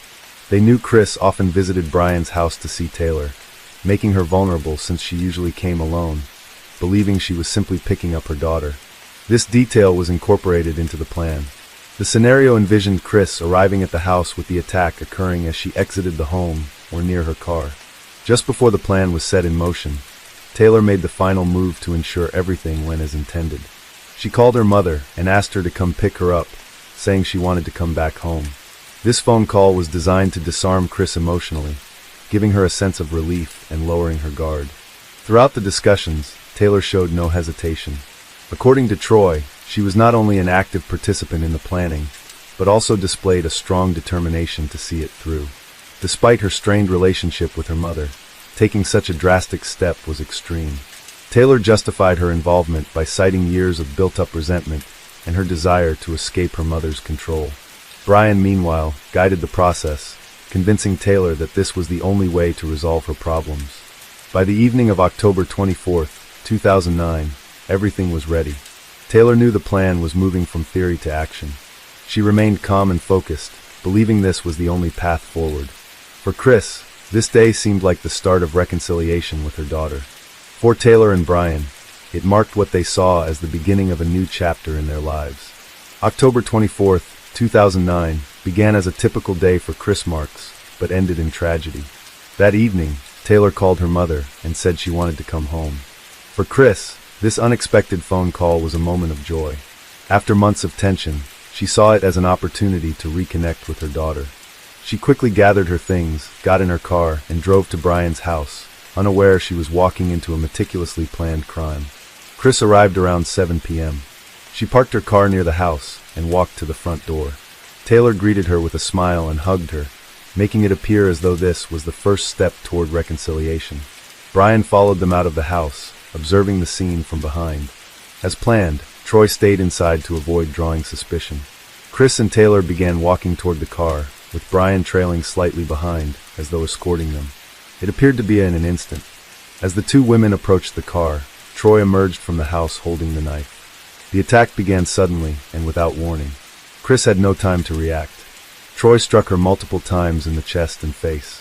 The assault was swift and ferocious, leaving no opportunity for her to defend herself. Chris fell to the ground, having sustained more than 10 stab wounds. This was not a robbery. It was a targeted act of aggression meant to eliminate her. Taylor stood nearby, watching the attack unfold. She later claimed her inaction was due to fear of Troy. However, surveillance footage discovered later showed no signs of panic or distress on her part. Brian also remained passive, stating that his role was merely to protect the women. Yet he did nothing to stop Troy. Once the attack was over, Taylor picked up her phone and called emergency services.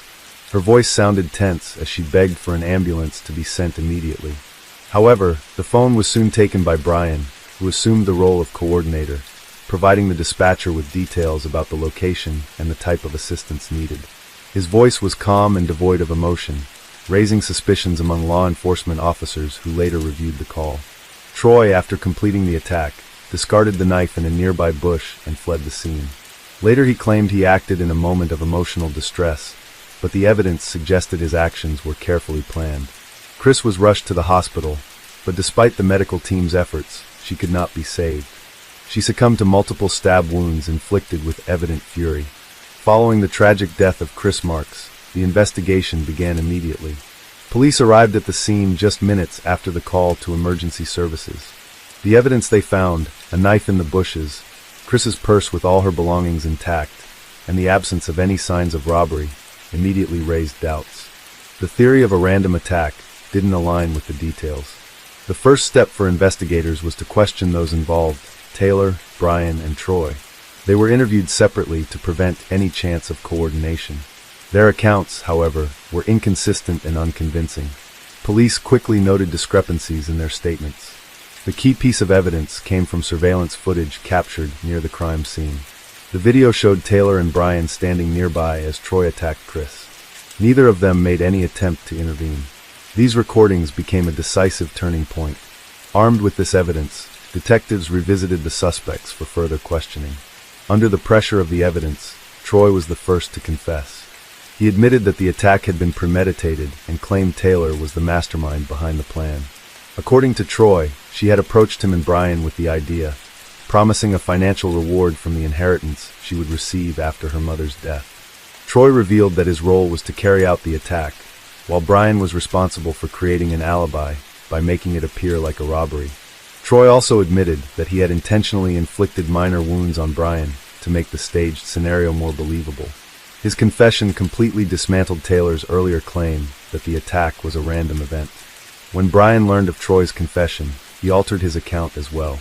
He corroborated Troy's statement that Taylor had initiated the plan.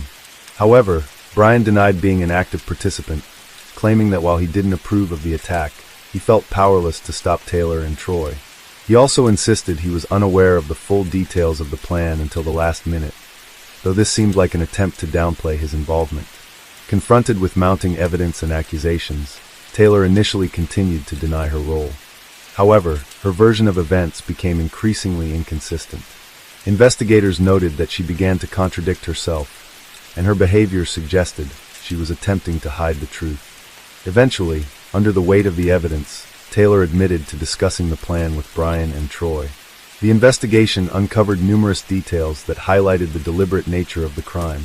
The participants meticulously planned every aspect, from choosing the weapon to staging fake injuries.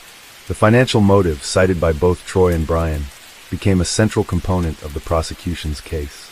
Taylor admitted that her ongoing conflict with her mother was a driving factor in her decision. However, she claimed she didn't anticipate the situation escalating to such a tragic outcome. Just 5 hours after the crime, police had a comprehensive understanding of what had happened.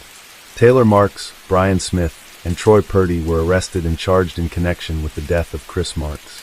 While this concluded the initial phase of the investigation, the legal process was just beginning as the court would determine their levels of culpability and issue sentencing. The trial for the crime involving Chris Marks began in late 2009. The defendants faced significant public scrutiny due to the brutal nature of the crime and the involvement of people close to the victim. The prosecution built its case on a wealth of evidence, witness testimony, and video recordings.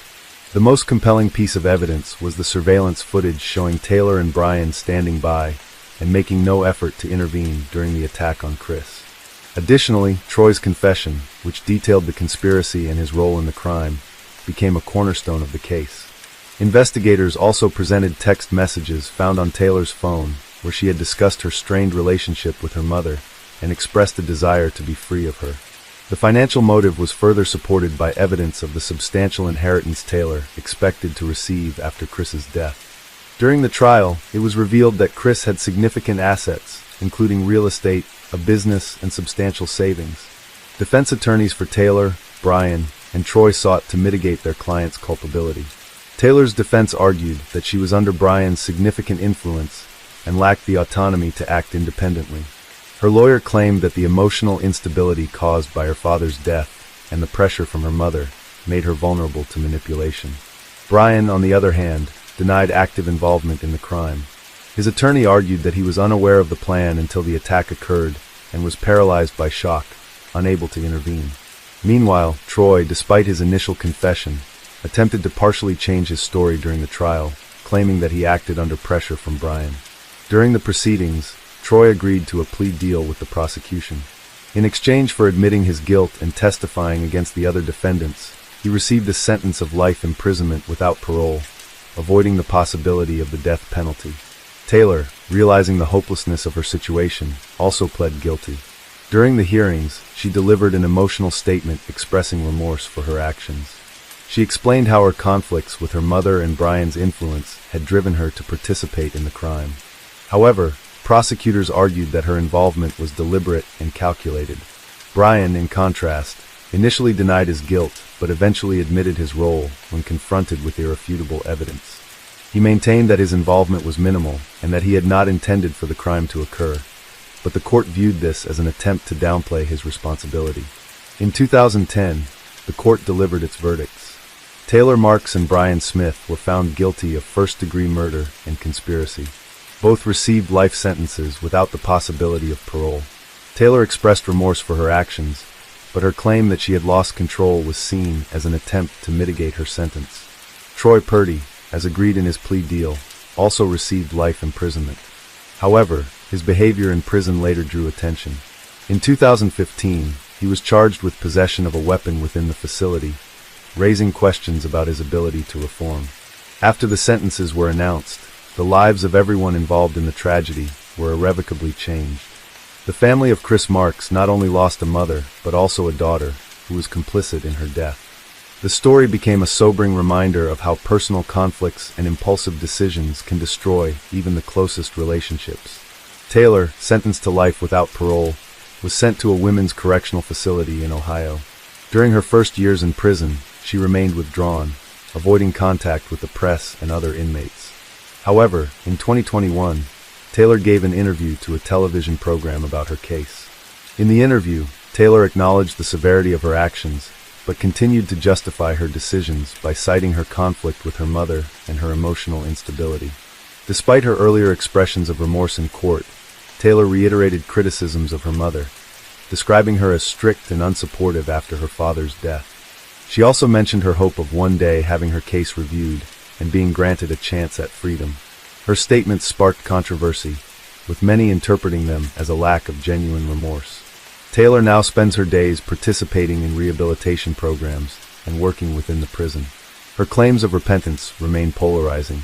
Some view her as manipulative and insincere, while others see her words as an attempt to find meaning in life behind bars. Brian, also sentenced to life in a high-security prison, has maintained a low profile since his conviction. He has avoided interviews and has not spoken publicly about his role in the crime. According to prison staff, Brian has a reputation as a difficult inmate, prone to conflicts and aggression. His name resurfaced in 2017 when it was reported that he had been involved in a fight with another inmate. The incident underscored that his tendencies toward aggressive behavior had not diminished, even after his sentencing. Like Taylor, Brian remains a symbol of the tragic failure to take responsibility and the devastating influence one can have on others. Troy, who played a direct role in the crime, was also sent to a high-security prison. Despite his plea deal, his behavior behind bars demonstrated a lack of change. Troy has rarely been mentioned in the media since the incident. While his participation in the crime was viewed as the result of manipulation by Brian and Taylor, his willingness to deliver the fatal blows raised doubts about his capacity for rehabilitation. The memory of Chris Marks lives on among her friends and surviving family members. Her senior care business was sold after her death, with part of the proceeds donated to charities supporting victims of domestic aggression. Her relatives and friends have often described Chris as a strong and compassionate woman who dedicated her life to helping others. Years after Chris's death, her story continues to serve as a tale about the importance of open communication within families and seeking professional help when conflicts spiral out of control. Case 4. On February 28, 2021, successful businessman Tyler Pratt went to a meeting that was supposed to resolve his financial troubles. Accompanied by his girlfriend Jordan, he arrived in an industrial area on the outskirts of the city, where he was expected by some old acquaintances. A few hours later, law enforcement would find his lifeless body at that very spot. Jordan, miraculously surviving the incident, was rushed to the hospital in critical condition. The only thing she managed to say before losing consciousness was two names that would shock not only her loved ones, but the entire country. Lucy Li was born in 1995 in Shenzhen, one of China's largest economic hubs. She was the eldest of three triplet sisters, born just minutes apart. Seeking a better life, her parents made the decision to leave China and settle in Canada, but they left their young daughters in the care of relatives. It would be 7 years before the family was reunited when the girls were finally brought to Toronto. Lucy's father, a determined and business-savvy man, started a driving school for immigrants, helping newcomers obtain their licenses. But the true financial success of the family came from her mother, Winnie Lee.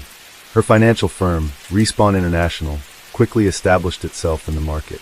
With a keen ability to navigate loopholes in tax regulations and manage capital efficiently, Winnie built a reputation as a powerhouse in the financial world. Over time, her influence grew so significantly that business magazines wrote about her, and her photos appeared alongside Canada's top politicians. The road to success came at a price, and the greatest sacrifice was the family itself. Winnie was hardly involved in raising her daughters, and when she did find the time, it was only to monitor their achievements. She demanded perfection in everything: academics, sports, intellectual, and artistic development. The sisters had to be fluent in multiple languages, play musical instruments, understand finance, and win competitions and academic contests. Mistakes and weaknesses were not tolerated. From an early age, Lucy did her best to meet these expectations, but she soon realized that her accomplishments were taken for granted. Her mother did not celebrate her successes; she saw them as the bare minimum. In this relentless pursuit of perfection, Lucy began to feel like an outsider in her own family. Meanwhile, thousands of miles away in a small town in Slovakia, Oliver Carafa was born. His family was not wealthy, but his parents were determined to provide him with a good education and the opportunity to build a successful future. At the age of 8, he found himself in Canada, where his family had emigrated in search of new opportunities.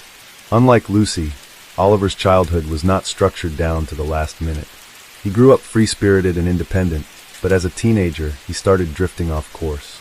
He was drawn to risk and forbidden pleasures, constantly seeking the thrill that came with pushing boundaries. School didn't interest him, and he saw discipline as unnecessary. Lucy and Oliver's paths first crossed when they ended up at the same school. She was the model student, while he was the one who often pushed boundaries. Despite their differences, they formed a friendship. Oliver didn't feel the need to meet anyone's expectations, and that fascinated Lucy. To her, he was the first person who saw her as more than just a list of achievements. Over time, their friendship turned into a romance. It was the first relationship in Lucy's life that wasn't driven by expectations or family pressure.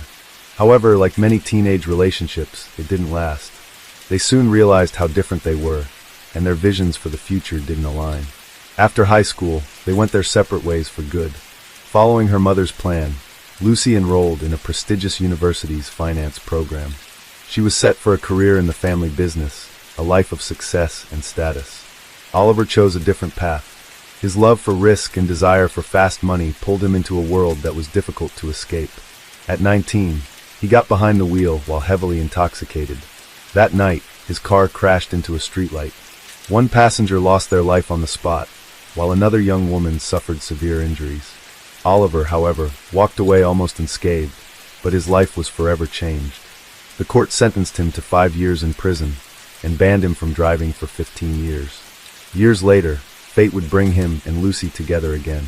But this time, their reunion wouldn't be an innocent teenage romance. Now they would be bound by secrets, crimes, and a shared pursuit of a life that would always cost more than it seemed. Lucy enrolled in one of Canada's top universities, majoring in finance and global business. But the decision had never been hers. Her mother had already mapped out what fields her daughters would study, ensuring they would take on key roles in the family company. Lucy knew her education wasn't about self-discovery. It was just another stage in a plan she had never chosen. Throughout her university years, she was closely monitored and expected to deliver nothing short of excellence. Simply graduating wasn't enough. She had to do it with top honors. Every mistake was seen as failure, and even the slightest deviation from the plan brought her mother's disappointment. Lucy pushed herself relentlessly, earning academic awards, landing internships at top firms, and building the perfect resume. After graduation, she was immediately brought into the family business. Winnie expected her to integrate into the company's financial operations and gradually take on a leadership role. To the outside world, Lucy was the picture of success. But inside, she felt trapped. While Lucy lived in a world of strict discipline and career pressure, Oliver was serving his sentence, building new connections along the way. Among his cellmates were people involved in illegal businesses, stolen car operations, and various fraudulent schemes. They quickly recognized Oliver's appetite for risk and ambition. He listened, learned, and memorized the tactics they used to work around the law. These lessons would later help him establish his own ventures in the shadows. In 2019, after 5 years behind bars, he was released. But reintegrating into normal life was far more difficult than he had expected. With no formal education or legitimate work experience, legal income opportunities didn't offer the kind of money he wanted. On top of that, his driving ban stripped him of the freedom he had once taken for granted.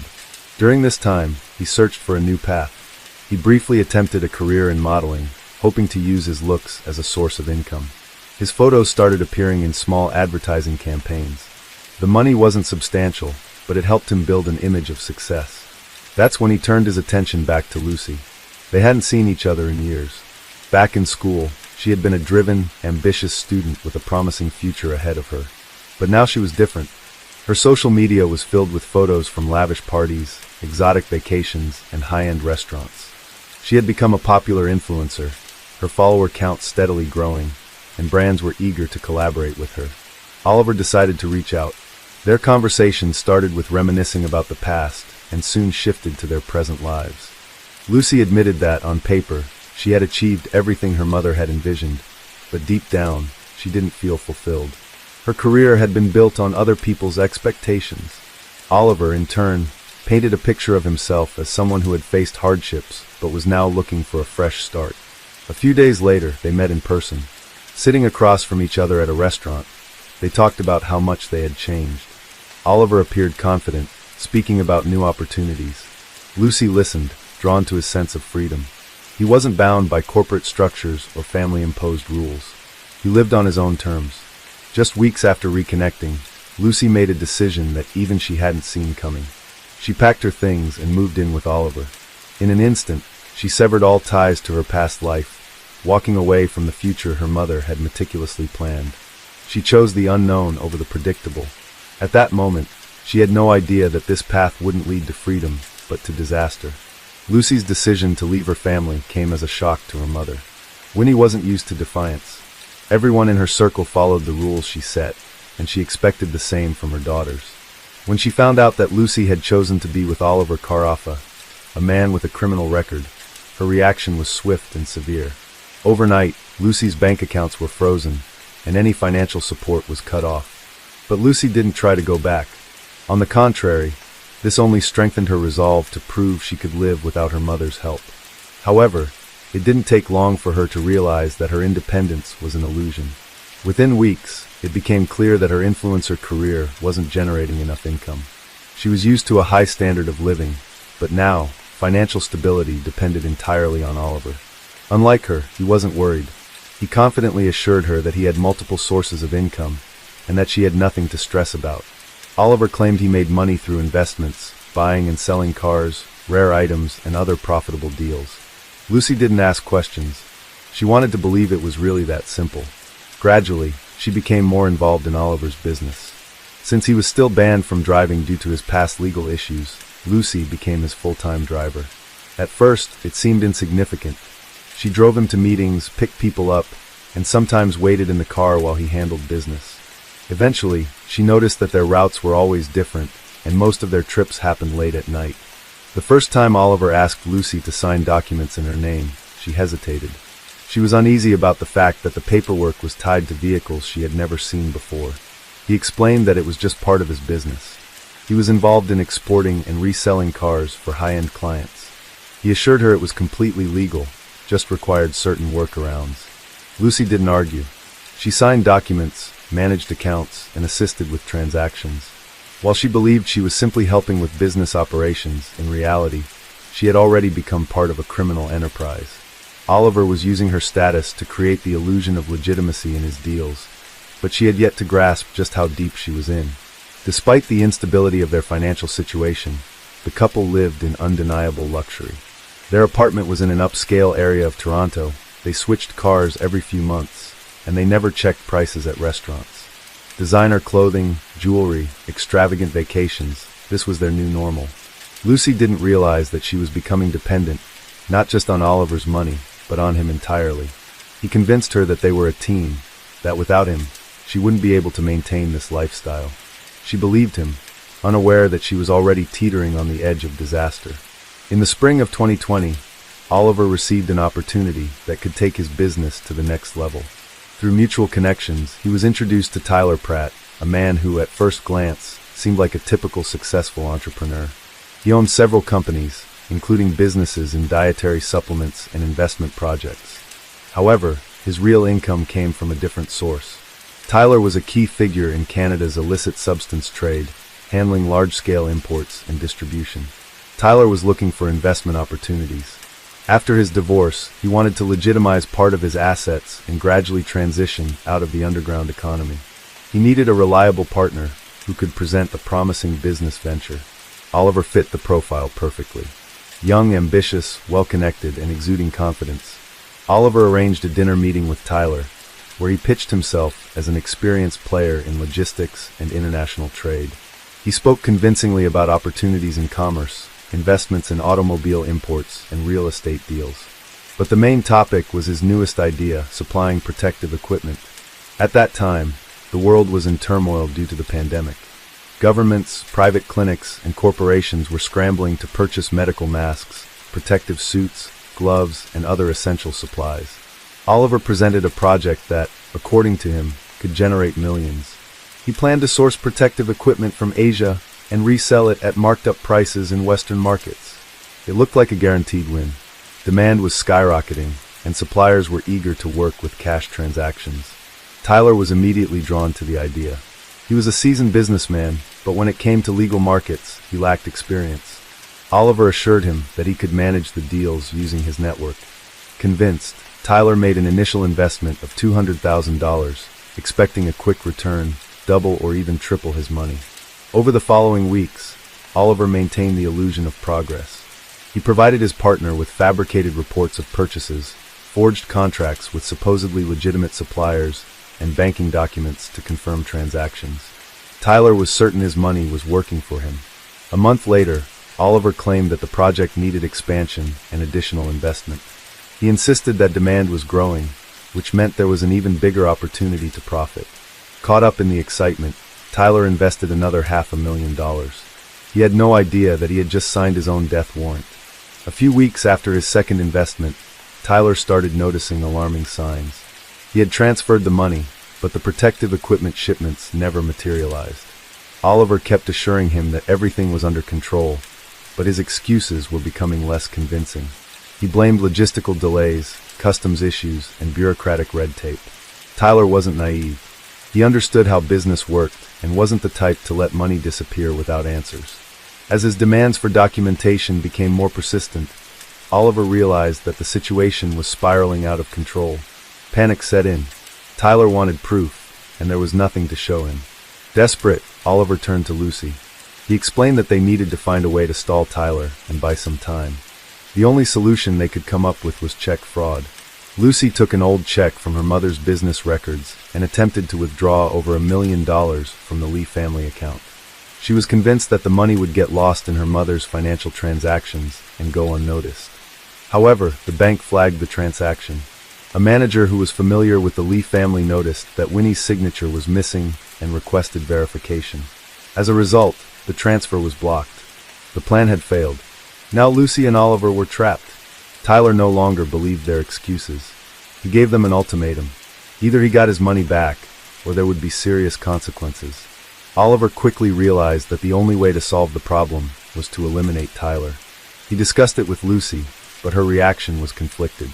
She knew they were in a desperate situation, but committing a crime seemed like crossing a line. However, Oliver insisted that they had no other choice. Tyler wasn't someone who forgave betrayal, and their lives could be at risk. The plan came together quickly. They invited Tyler and his girlfriend Jordan to a meeting under the pretense of discussing a new business opportunity. Oliver claimed he had found a way to recover the lost money. Tyler was skeptical, but decided to give Oliver one last chance. He agreed to meet. On February 28, 2021, around 6 p.m., Tyler and Jordan arrived at the designated location, a warehouse in an industrial area. They pulled up in their SUV, unaware that a trap had already been set. Oliver had meticulously prepared. He had purchased a used car with cash to avoid leaving a paper trail. They had also secured a disposable phone to communicate with Tyler. To further disguise herself, Lucy wore a wig to alter her appearance. As soon as Tyler stepped out of the car, Oliver pulled out a weapon. His first shots were aimed at Jordan. He knew that eliminating a witness would change the course of any future investigation. The bullet struck her in the chest, and she collapsed, losing consciousness. Tyler froze, realizing this was the end. Oliver didn't give him a chance to react. He turned the weapon on him and pulled the trigger without hesitation. Several shots rang out, and Tyler fell to the ground, instantly unconscious. Lucy stood nearby, not interfering, but fully aware that there was no turning back. In that moment, their lives changed forever. They weren't just con artists anymore. They had crossed into something far worse. Oliver quickly moved to check Tyler's SUV, making sure Jordan wasn't breathing.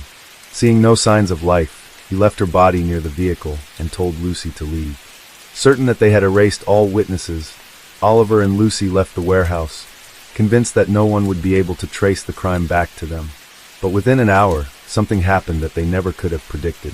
At around 7:20 p.m., a truck driver passing through the area noticed someone lying near entrance of the warehouse. It was Jordan. Despite her injuries, she was still alive, and had managed to move just enough to catch the driver's attention. The man immediately called for emergency services. When paramedics arrived, they found that Jordan was still breathing. She was unconscious, but her pulse remained stable. No one knew how long she had been lying on the cold concrete floor, but one thing was clear. She had miraculously survived.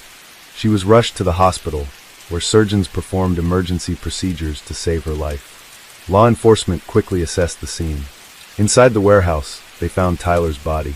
He had passed instantly from multiple gunshot wounds. There were no security cameras and no immediate witnesses, but the key to solving the case was lying in a hospital bed. As Jordan fought to stay alive, detectives launched their investigation. They combed through her call logs, messages, and recent movements. Within hours, they discovered that she and Tyler had been in contact with Oliver before the attack. Their meeting hadn't been random. It had been planned by the man who was now their prime suspect. At that moment, Oliver and Lucy had no idea their plan was falling apart.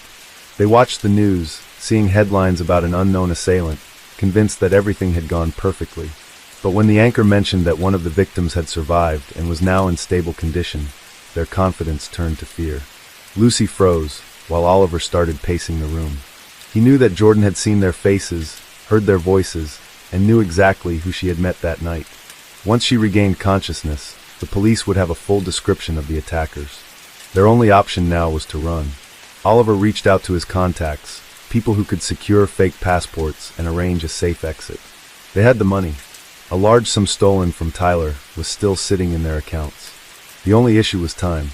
Within hours, they met with individuals who had prepared their new identities. Lucy received a fake passport as a Philippine citizen, while Oliver assumed the identity of a Hungarian national. These documents allowed them to board a flight to Europe without raising suspicion. Their first stop was Prague. They chose it because it was a major transit hub, large crowds of tourists, fewer questions. They rented a short-term apartment, hoping to lay low and figure out their next move. The first few days passed relatively quietly. They avoided drawing attention, only going out when absolutely necessary. But the fear never left them. Oliver obsessively checked the news, waiting for the moment their names would be added to an international wanted list. Lucy barely spoke, haunted by the realization that they were no longer just con artists. They had crossed a line they could never erase. A few days later, they moved to Bratislava, then to Budapest. They believed that constantly changing locations would throw off any pursuit. In reality, they were only creating a longer trail for authorities to follow. Their false sense of security wouldn't last. Oliver was convinced the police wouldn't track them down so quickly. But within weeks, the situation shifted. International law enforcement agencies were now involved, and the net was closing in. What they didn't know was that their arrest was only a matter of time. While Oliver and Lucy attempted to disappear in Europe, Canadian authorities never stopped working. The first major breakthrough came from analyzing phone records. Investigators traced a SIM card used to contact Tyler, purchased just a day before the crime at a store in Toronto. Further investigation led detectives to one of Lucy's friends, who had unknowingly provided the suspects with an extra SIM card. During questioning, she revealed that it was Lucy who had asked for it. This became the first solid piece of evidence against her. The next breakthrough came from security footage. Investigators reviewed recordings from the area near the warehouse and discovered that hours before the attack, a vehicle registered under a fake identity had passed by. Inside, the silhouettes of the passengers bore a striking resemblance to Oliver and Lucy. Additionally, cameras near their apartment captured them leaving on the evening of February 28th and returning late that night. This further solidified the police's suspicions. Once Jordan regained consciousness, investigators got the confirmation they needed. She clearly remembered who had attacked them. Lucy and Oliver were identified as the perpetrators. That was enough for authorities to issue arrest warrants. Canadian law enforcement immediately shared the case details with Interpol, and within days, Oliver and Lucy were placed on an international wanted list. Their descriptions, photographs, and last known whereabouts were distributed to European law enforcement agencies.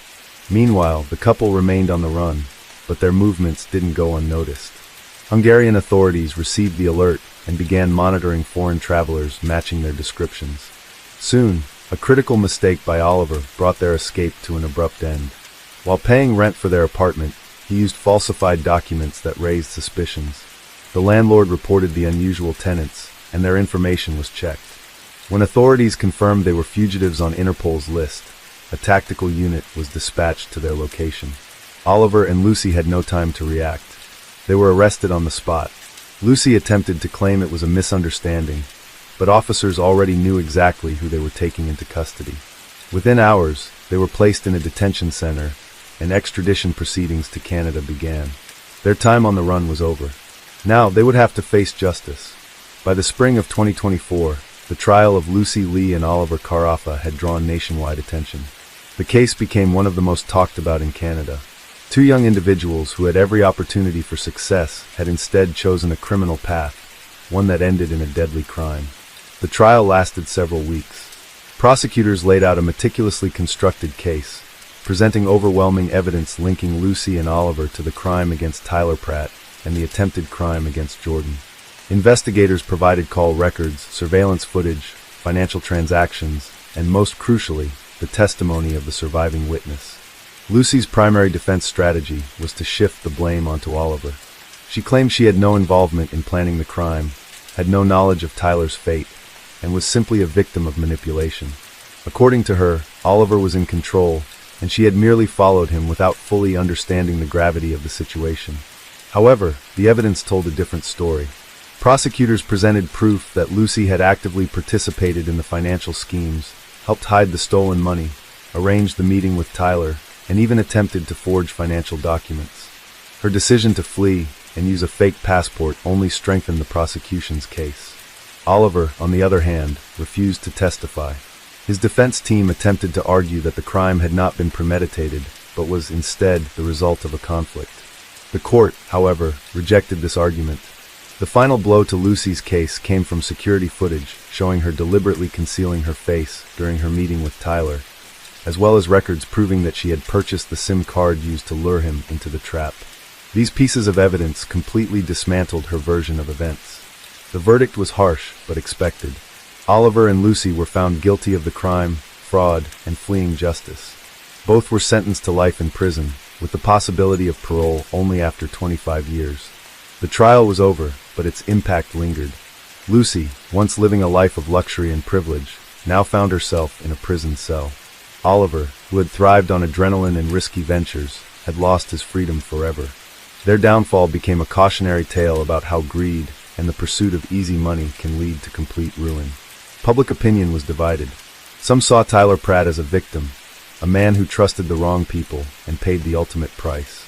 His family and friends defended his character, emphasizing that he had been trying to leave his past behind and transition into a legitimate business. Others believed he had played a role in his own downfall.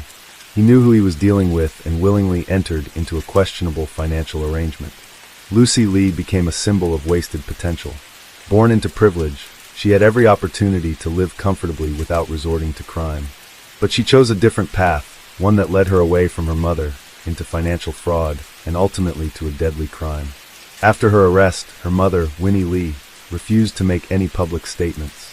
Her reputation in the business world took a hit, but she chose silence over damage control. Over time, she all but erased Lucy's name from her life, offering no support or defense. Oliver, however, was seen by many as a criminal whose fate had been inevitable. His troubled past and reckless choices had set him on this path long before the crime took place. For most, his conviction came as no surprise. This case destroyed multiple lives. Tyler lost his future. Jordan not only lost the man she loved, but, according to investigators, was pregnant at the time, making the tragedy even greater. What started as a scheme for easy money ended in devastation. In the end, everyone involved paid a price through lost lives, lost freedom, or lost fortunes. Case 5. March 23, 2019, 16-year-old Angela went to a gathering, promising her parents she would be back by evening. She was headed to a celebration among familiar faces, a place that seemed safe, where nothing unexpected should have happened. But as night fell, she stopped responding. Calls went unanswered, and the people who had spent the evening with her acted strangely, as if nothing had happened, or, on the contrary, as if they were trying to hide something. Late at night, her parents received a call that was supposed to explain their daughter's disappearance, but instead, it only led to more questions. Stories didn't match, details didn't form a clear picture, and every new fact contradicted the last.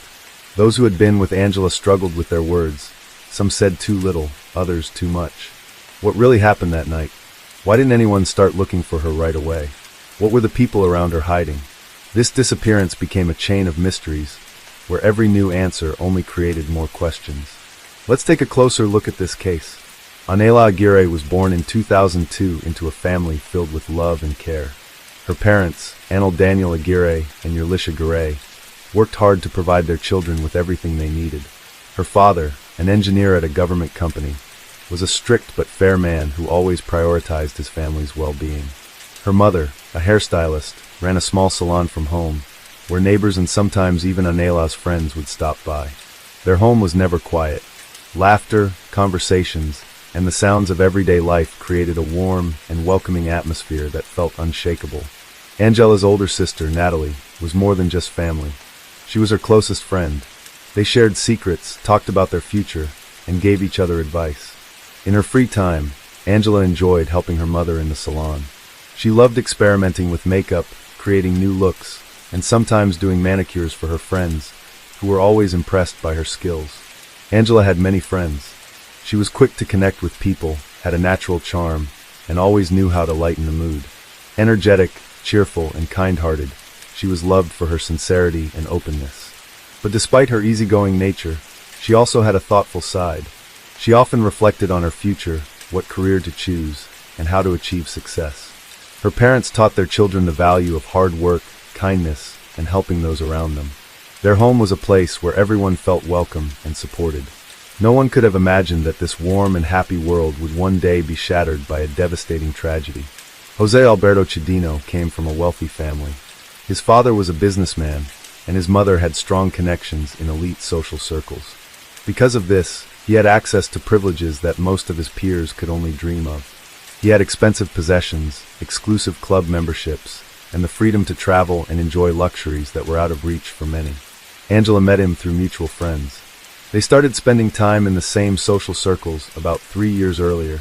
At first, she didn't pay much attention to him, but over time, their casual friendship became more frequent. For Angela, he was just a friend, someone to have fun with in a group setting. But Jose Alberto saw her differently. He was persistent. He frequently asked her to hang out, sent her messages, and always found excuses to be around her. But Angela never felt the same way. To her, he was just a friend, and his advances made her uncomfortable. Her close friends knew that he had asked her out multiple times, but she always turned him down. One evening, at a gathering with mutual friends, something happened that made Angela uneasy. While hanging out by the pool, her friends playfully pushed her into the water. Soaked, she asked Jose Alberto to help her find something dry to change into. At that moment, he suggested they go somewhere private, hinting at something more. Angela immediately refused. From that point on, she became more distant toward him, avoiding personal conversations. Over time, her discomfort around Jose Alberto grew. She confided in her friends, saying that he was becoming too persistent. They reassured her, telling her to ignore him. But Angela could sense that his interest wasn't fading. Even so, she continued to interact with him. Not because she wanted to, but because their social circles overlapped, making it difficult to completely avoid him. On March 23, 2019, Angela Aguirre woke up with excitement. That day, her best friend was celebrating a birthday, and she wanted to attend the party. She had discussed it with her parents in advance, but when it came time to ask for permission, she received a firm no. The reason was simple. Her friend lived in a neighborhood that wasn't considered safe, and her parents didn't want to put their daughter at risk. Angela tried to persuade them, offering to be driven there by car, but her mother and father remained firm in their decision. Disappointed, she messaged her friends, venting about her parents' strict rules. That same morning, she received a message from Jose Alberto Chedino. It was his birthday, too, and he invited her to celebrate with him. He suggested starting the night at a private club and then heading to La Taraquea Island, a secluded spot that could only be reached by boat. Angela hesitated. After being unable to attend the first party, this was her chance to still spend the evening with friends, and she decided to accept the invitation. But there was a problem. If she told her parents the truth, that the party would take place on an island, they would likely say no. So she chose to leave out some details. That evening, when she spoke to her parents about her plans, she reassured them that the gathering would be in a safe place. She emphasized that an adult chaperone, a relative of the birthday host, would be present, and that it would be a small, private event. Her parents hesitated, but after having already refused her earlier that day, they didn't want to disappoint their daughter again. They knew Jose Alberto and understood that they couldn't keep Anela completely isolated from her peers. After much convincing, her father agreed, but under strict conditions: no alcohol, frequent phone check-ins, and returning home at the agreed-upon time. As evening approached, Anela got ready for the night. She stood in front of the mirror, carefully choosing her outfit. At first, she considered wearing a dress, but then decided on something more comfortable: shorts and a light blouse, perfect for an outdoor party. She braided her hair neatly and applied light makeup. The drive to the club took about 15 minutes. Her father remained mostly quiet, but before they arrived, he reminded her once again, "If anything feels off, call me immediately." When they pulled up, a small group of people had already gathered outside the club. Anela couldn't enter without a chaperone, so she waited. A few minutes later, Jose Alberto arrived. He was relaxed, smiling, and greeted Anela without acknowledging her father. Before leaving, she quickly said goodbye, gave her father a kiss on the cheek, and walked away with her friend. It was the last time her parents would see her alive. When Anela met up with Jose Alberto outside the club, he suggested heading to La Taraquea Island almost immediately. The island, located in the middle of the Caroni River, was secluded and could only be reached by boat. He assured her that the real party was happening there, that their group was already gathered, and that they could have fun without any restrictions. He promised it was safe, that no strangers would be there, only people he trusted.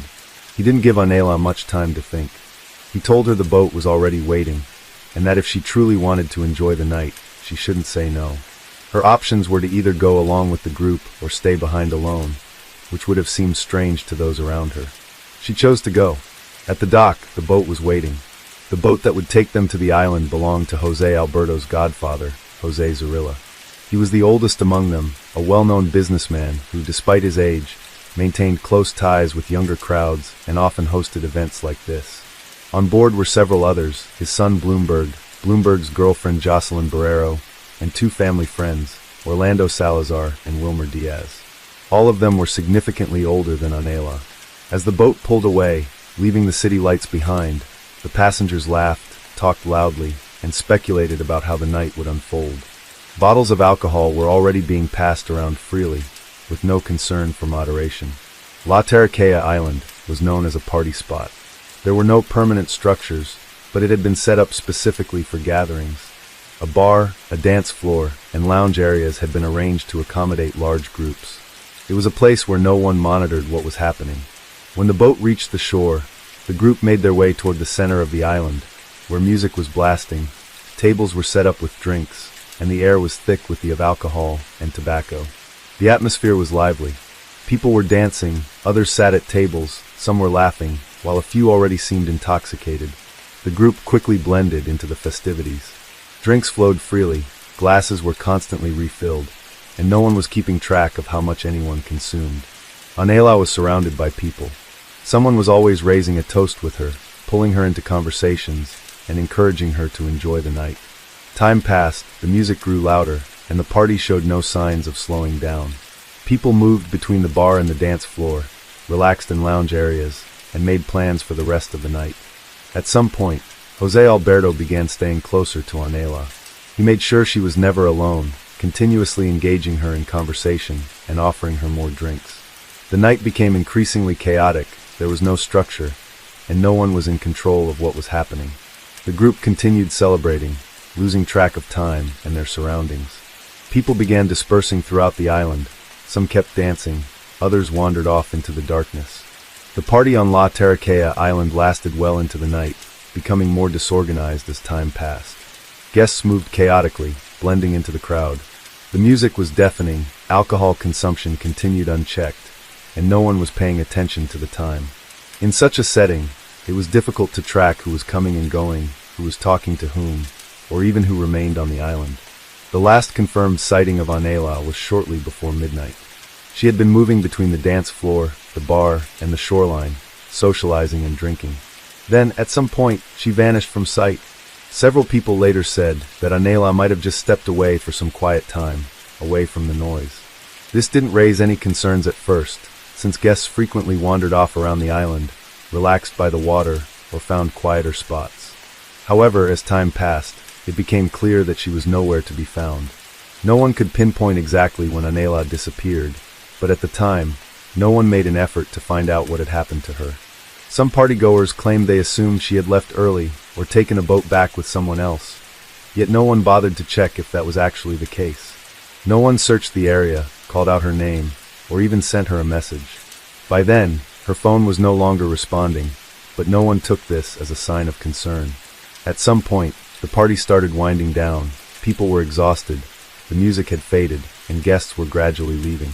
That's when it became evident Anela was missing. But still, no one actively looked for her.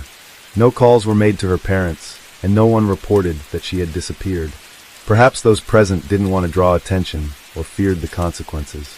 Under the influence of alcohol, they chose not to dig too deep into the situation. Each person assumed someone else would handle it, but in the end, no one did anything. When the group finally decided to leave the island, no one stayed behind to search for Anela.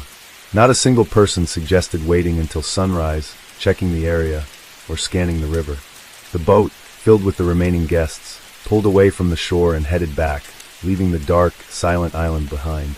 Anela Aguirre's parents were anxiously waiting for 8 p.m., the time they were supposed to pick her up from the party.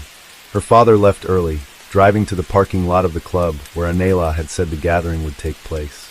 As soon as he arrived, he called her to let her know he was there. The phone rang, but there was no answer. He waited a few minutes and tried again. Same result. At first, he didn't panic. He assumed she might not have heard the call because of the music or had left her phone in her bag. He remained patient, glancing at the clock, but with every passing minute, his worry grew stronger. He kept dialing her number over and over, but she never picked up. After 30 minutes, he decided to call his wife to check if Anela had reached out to her. She answered with a worried voice, saying she hadn't heard from their daughter since she left the house earlier that evening. Realizing that Anela wasn't at the club, her parents started calling her friends, hoping someone could tell them where she was. However, none of them knew that she had never actually been at the club that night. Desperate for answers, they tried to get in touch with other party guests, but they couldn't find anyone who had useful information. They didn't understand what was happening, but they knew something was very wrong. Over the next few hours, they called Anela 56 times, but her phone remained unreachable. Around 2 a.m., their phone rang. An unknown number appeared on the screen. Her father picked up immediately, hoping to hear his daughter's voice, but instead it was Jose Alberto's mother. She uttered a sentence that felt like a nightmare. She fell off the boat. In that moment, Anela's parents' world collapsed. They had no idea what boat she was talking about. Anela had said she was at a party in a club. How could she have ended up on the water? They demanded an explanation, but the woman sounded hesitant, as if she herself wasn't entirely sure what had happened. Something didn't feel right.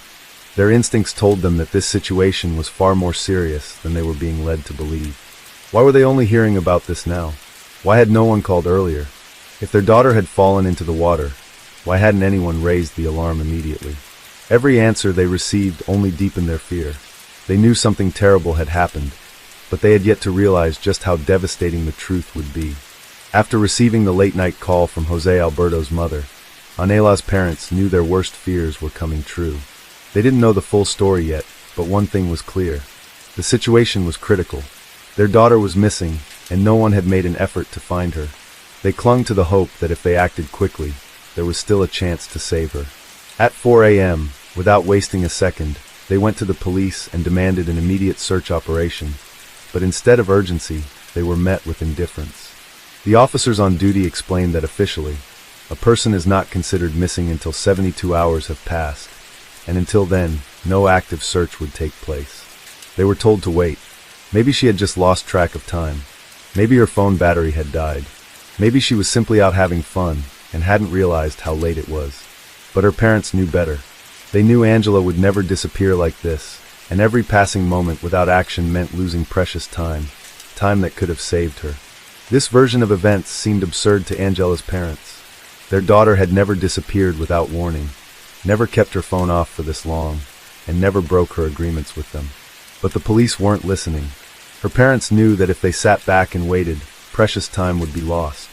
So they took matters into their own hands. Her father's first move was to go to Jose Alberto's family home, demanding answers. He wanted to know who had been with his daughter, where she had last been seen, and who had actually witnessed her falling from the boat. But the responses he received were vague and evasive.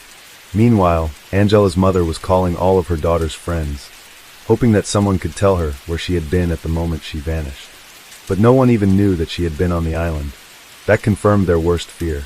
Angela had intentionally kept her real plans a secret from everyone. Realizing that phone calls alone wouldn't be enough, the parents turned to social media for help.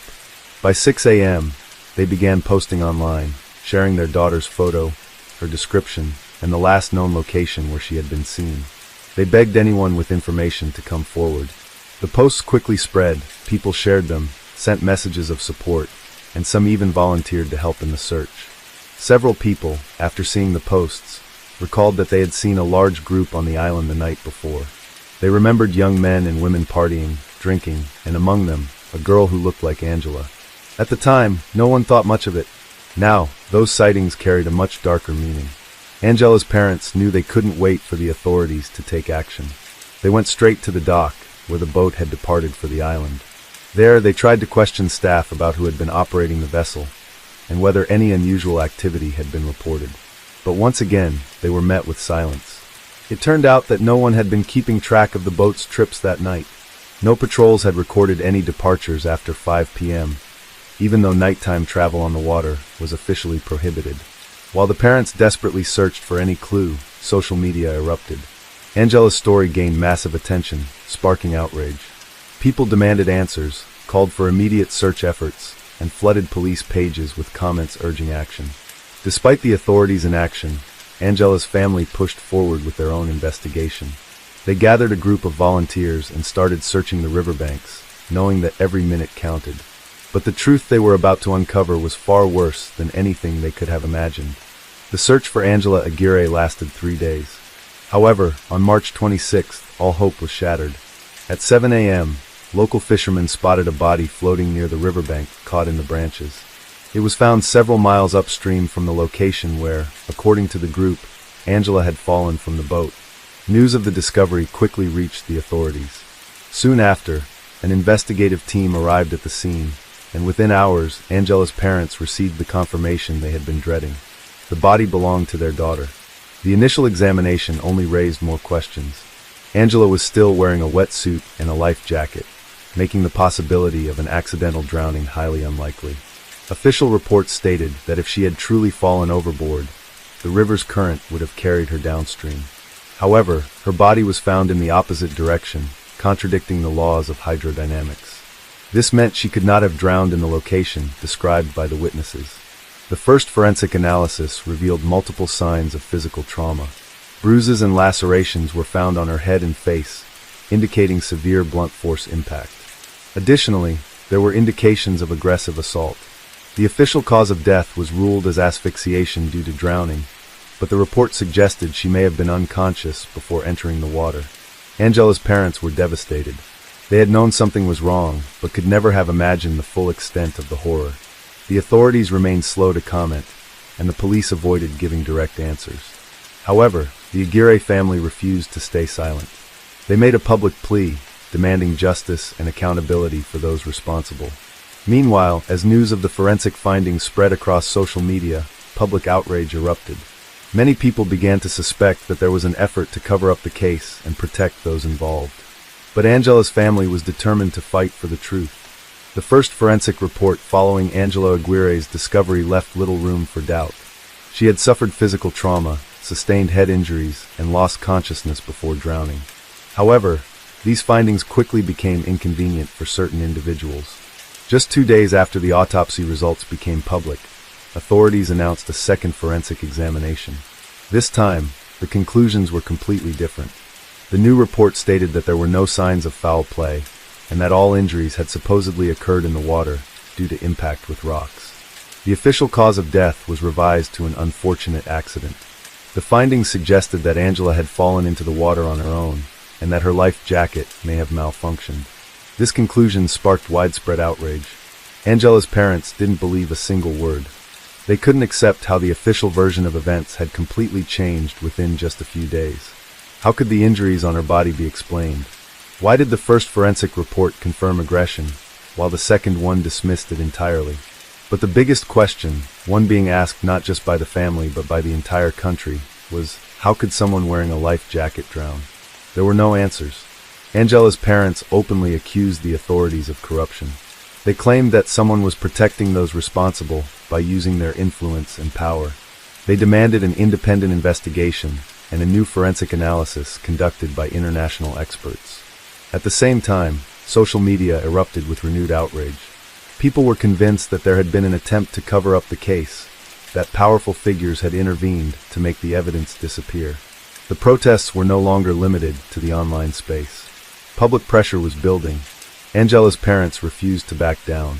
They knew they weren't just fighting for their daughter, but for the countless other families whose cases had been left unresolved in a system plagued by corruption and impunity. The overwhelming attention surrounding the case drew the interest of journalists.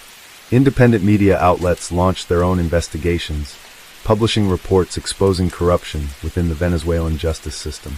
Discrepancies in witness statements, suspicious alterations in documents, and the unexplained disappearance of key evidence were all brought to light. The tipping point came when a major independent news outlet published explosive findings. The families of the suspects had allegedly attempted to bribe the legal system. Evidence suggested that $100,000 in cash and 3 kilograms of gold had been offered in exchange for closing the case. This revelation ignited public fury. People demanded resignations, arrests, and justice. The protests were no longer just digital. Citizens took to the streets. Angela's case was no longer just a tragic story. It had become a symbol of the fight against corruption and impunity.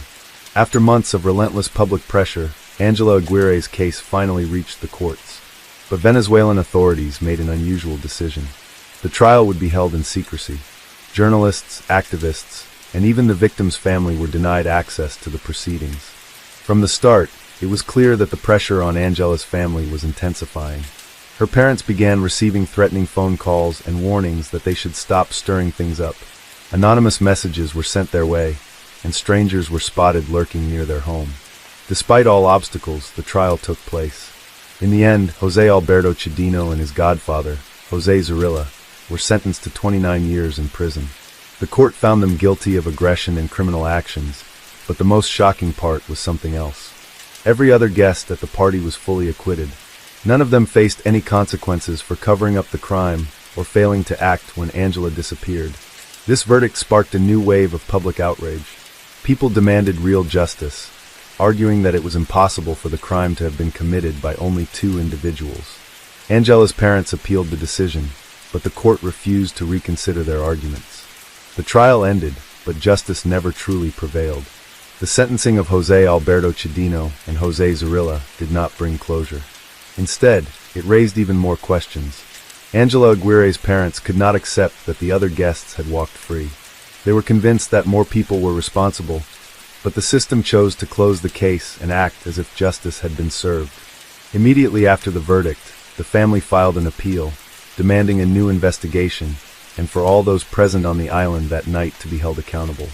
They pushed for additional interrogations and access to classified case materials, but their efforts were met with resistance. The judicial system showed no urgency in reopening the case, and key pieces of evidence that could have implicated others had either disappeared or were ignored. Too many inconsistencies remained. Why was Angela's body found in a location that didn't match the supposed accident? How could she have drowned while wearing a life jacket? Why didn't her friends search for her immediately? Who actually caused her injuries? What exactly happened that night? These questions were left unanswered. Months passed, yet the case remained at a standstill. Angela's parents continued their fight for the truth, but they were met with endless refusals and closed doors. And the more the authorities tried to bury this case, the more people became convinced. The full truth had never been revealed. Case 6. Elisa Maria Claps was born on January 21, 1977 in the small mountainous town of Potenza, located in southern Italy. She was the youngest of 3 children in her family. Her mother worked as a simple clerk, and her father owned a small tobacco shop. Elisa grew up alongside her 2 older brothers, Gildo and Luciano. The Claps family was known for being strict and deeply religious, attending Sunday services together every week at their local church. Elisa was a bright and ambitious student who dreamed of becoming a doctor, driven by her desire to help others. People who knew her described her as incredibly kind, compassionate, and friendly.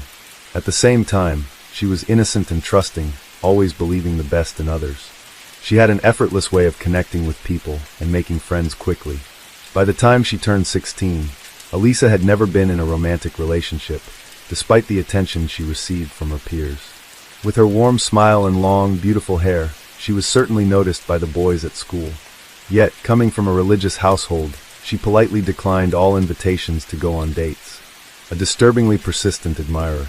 In early summer of 1993, a local man named Danilo Restivo began showing persistent and unwanted interest in Elisa.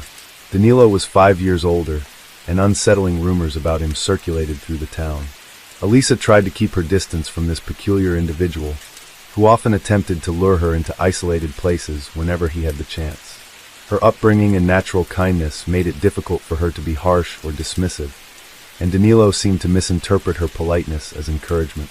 Elisa wrote about Danilo in her personal journal, admitting that he frightened her, but also evoked a strong sense of pity. She noted how he appeared lonely and troubled, which is why she always made an effort to be courteous, even though she was careful never to be alone with him. Whenever she interacted with him, she found an excuse to leave as soon as possible, often claiming she had important errands to run. In mid-August that year, the Claps family went on a vacation to Monte Giordano, a quiet seaside town. One day, while strolling through the peaceful streets with her brother Gildo, Elisa suddenly froze. Danilo was approaching them, and she gripped her brother's hand tightly, signaling him not to leave her side. Danilo greeted Elisa as if they were old friends, and even insisted he needed her assistance with something, asking her to come with him. Gildo immediately sensed something was wrong. Making up an excuse, he led his sister away. Later, he asked Elisa why she had reacted that way, and whether Danilo had hurt her. Elisa confessed that the man had been following her and that she was terrified of him, even though he had never harmed her physically. On September 11th, at around 5 p.m., the Claps family's phone rang. Elisa answered, and her demeanor quickly changed as she spoke to the person on the other end. Her expression became increasingly somber and agitated, which did not go unnoticed by her brother. When Elisa hung up, Gildo asked who had called. She admitted that it was Danilo. When Gildo offered to confront him, Elisa firmly refused, insisting she could handle it herself. She didn't want to create trouble for anyone, and believed she had everything under control. The mysterious disappearance at church on Sunday, September 12, 1993, Elisa's parents and brothers left early for a day trip to Naples, located about 90 miles from Potenza. Elisa had stayed behind, planning to attend morning service at the local church with her close friend, Elena. The plan was for both girls to head back to the Claps home for lunch afterward.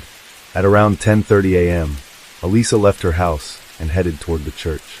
By noon, her family had returned from Naples, and her mother prepared lunch while everyone waited for Elisa and Elena. But as time passed, the girls still hadn't come home. At 1:45 p.m., there was a knock at the door. Elena stood on the doorstep, looking anxious. She asked if Elisa had come back yet, explaining that they had gotten separated at the church and lost sight of each other. Elena said she assumed that Elisa had gone ahead to her house, but her story seemed shaky, and she fidgeted uncomfortably, as if she were hiding something. When the family told her that Elisa was still missing, Elena became even more distressed. Under pressure, she finally admitted that she hadn't been honest. In reality, Elisa had stayed behind to speak with a young man after the service. It was supposed to be a brief conversation, no longer than 10 minutes, and the two girls had arranged to meet afterward at the park before heading to lunch. But Elisa never showed up, neither after 10 minutes nor after an hour. As the conversation went on, Elena reluctantly revealed that the young man Elisa planned to meet was named Danilo. Hearing this, Gildo's face grew pale. He immediately warned his parents and brother that Elisa could be in serious danger and that they needed to start searching for her right away. Who is Danilo Restivo? Danilo Restivo was born on April 3, 1972, in Eris, a small commune in the Trapani province on the island of Sicily. He was the youngest child in a relatively wealthy family. Growing up, he was spoiled and accustomed to getting whatever he wanted, learning early on that he would never face real consequences for his behavior. His father always came to his defense, no matter what trouble he caused. In the early 1980s, the Restivo family moved to Potenza, where Danilo's father Maurizio established a highly successful business.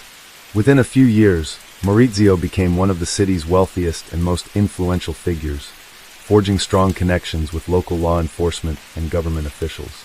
During his school years, Danilo was known for being odd, rude, and disturbingly aggressive. He was a withdrawn and cruel child, infamous for mistreating animals, a behavior that seemed to give him a twisted sense of satisfaction. He also had a troubling obsession with sharp objects.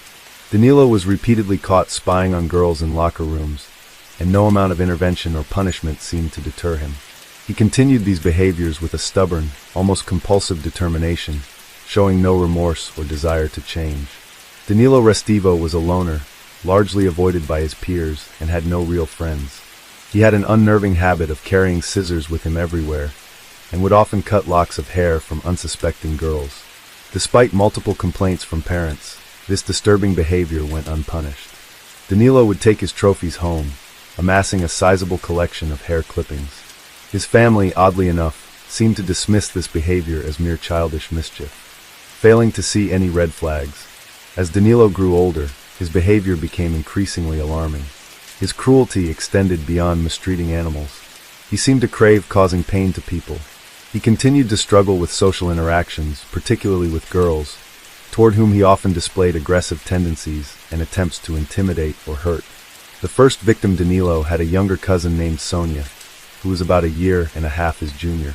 They attended the same school and often walked home together after classes. Danilo would frequently invite her to secluded areas, coming up with various excuses to lure her away. However, Sonia was wary of her cousin. Her instincts told her to be cautious, and her mother had explicitly warned her never to go anywhere alone with him. In the spring of 1987, Danilo finally managed to convince Sonia to follow him, promising to show her a secret hideout. Sonia, sensing something was off, decided to bring her 11-year-old younger brother, Angelo, along for safety. After school, the three of them ventured into a wooded area where an old, abandoned shack stood. Danilo suggested playing a game that involved blindfolding the participants. Trusting him for a moment, Sonia and Angelo agreed, and Danilo tied blindfolds over their eyes. A tense silence followed. Growing uneasy, Sonia adjusted her blindfold slightly to peek and saw something terrifying.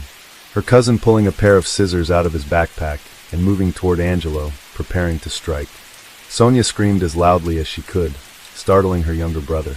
Angelo, who still had his eyes covered, reacted instinctively, jerking away, just as Danilo's hand swung downward. Instead of landing on his neck, the scissors slashed his shoulder. The sight of blood and Sonia's piercing screams seemed to stun Danilo, giving the children the precious seconds they needed to escape. Sonia and Angelo bolted from the shack, their screams echoing through the woods as they ran for their lives. Danilo chased after them, shouting threats and demanding they keep quiet about what had happened. Driven by sheer terror and the instinct to survive, Sonia and Angelo managed to outrun him, making it to safety. The parents of the injured children were horrified by what had happened. They rushed Angelo to the hospital, where doctors managed to provide life-saving care just in time. The boy had lost a significant amount of blood and came dangerously close to losing his life, but he ultimately survived. That very day, the parents filed a report with the local police, pressing charges for attempted assault with deadly intent. However, the case was swiftly swept under the rug, and Danilo faced no real consequences. Rumor had it that his father used his considerable influence to protect his youngest son. Mr. Restivo, with the support of a local priest, promised Angelo's family that Danilo would be sent to a psychiatric facility for mandatory therapy to prevent any future incidents. Additionally, he covered Angelo's medical expenses and paid the family a substantial sum in compensation. Not long after, Sonia and Angelo's parents decided to move their family to Naples to escape any further contact with their dangerous relative. Despite his solemn promises, Danilo's father never followed through on his pledge. Danilo was not sent for treatment and never even saw a specialist. Mr. Maurizio Restivo was too concerned that a formal psychiatric evaluation might label his son as mentally unstable or a danger to others, which would irreparably damage his own reputation and social standing. A dangerous favorite, Danilo was expelled from 4 different schools due to repeated complaints from students and parents about his aggressive and threatening behavior. In the end, he had to resort to homeschooling in order to complete his education and earn his diploma.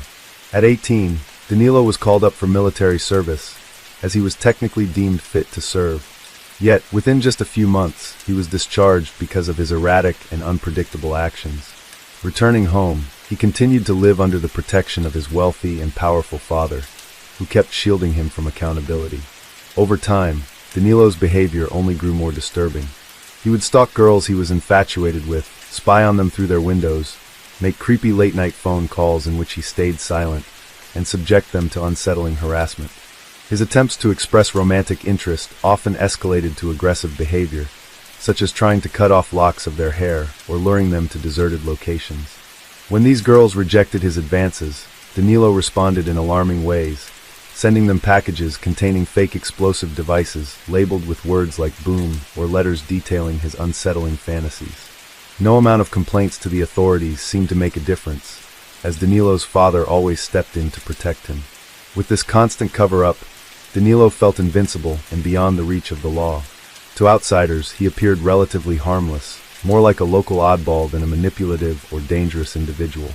This deceptive appearance is what evoked pity in people like Elisa, who felt a sense of compassion for him and even wished she could help. The search for the missing girl leads to the church.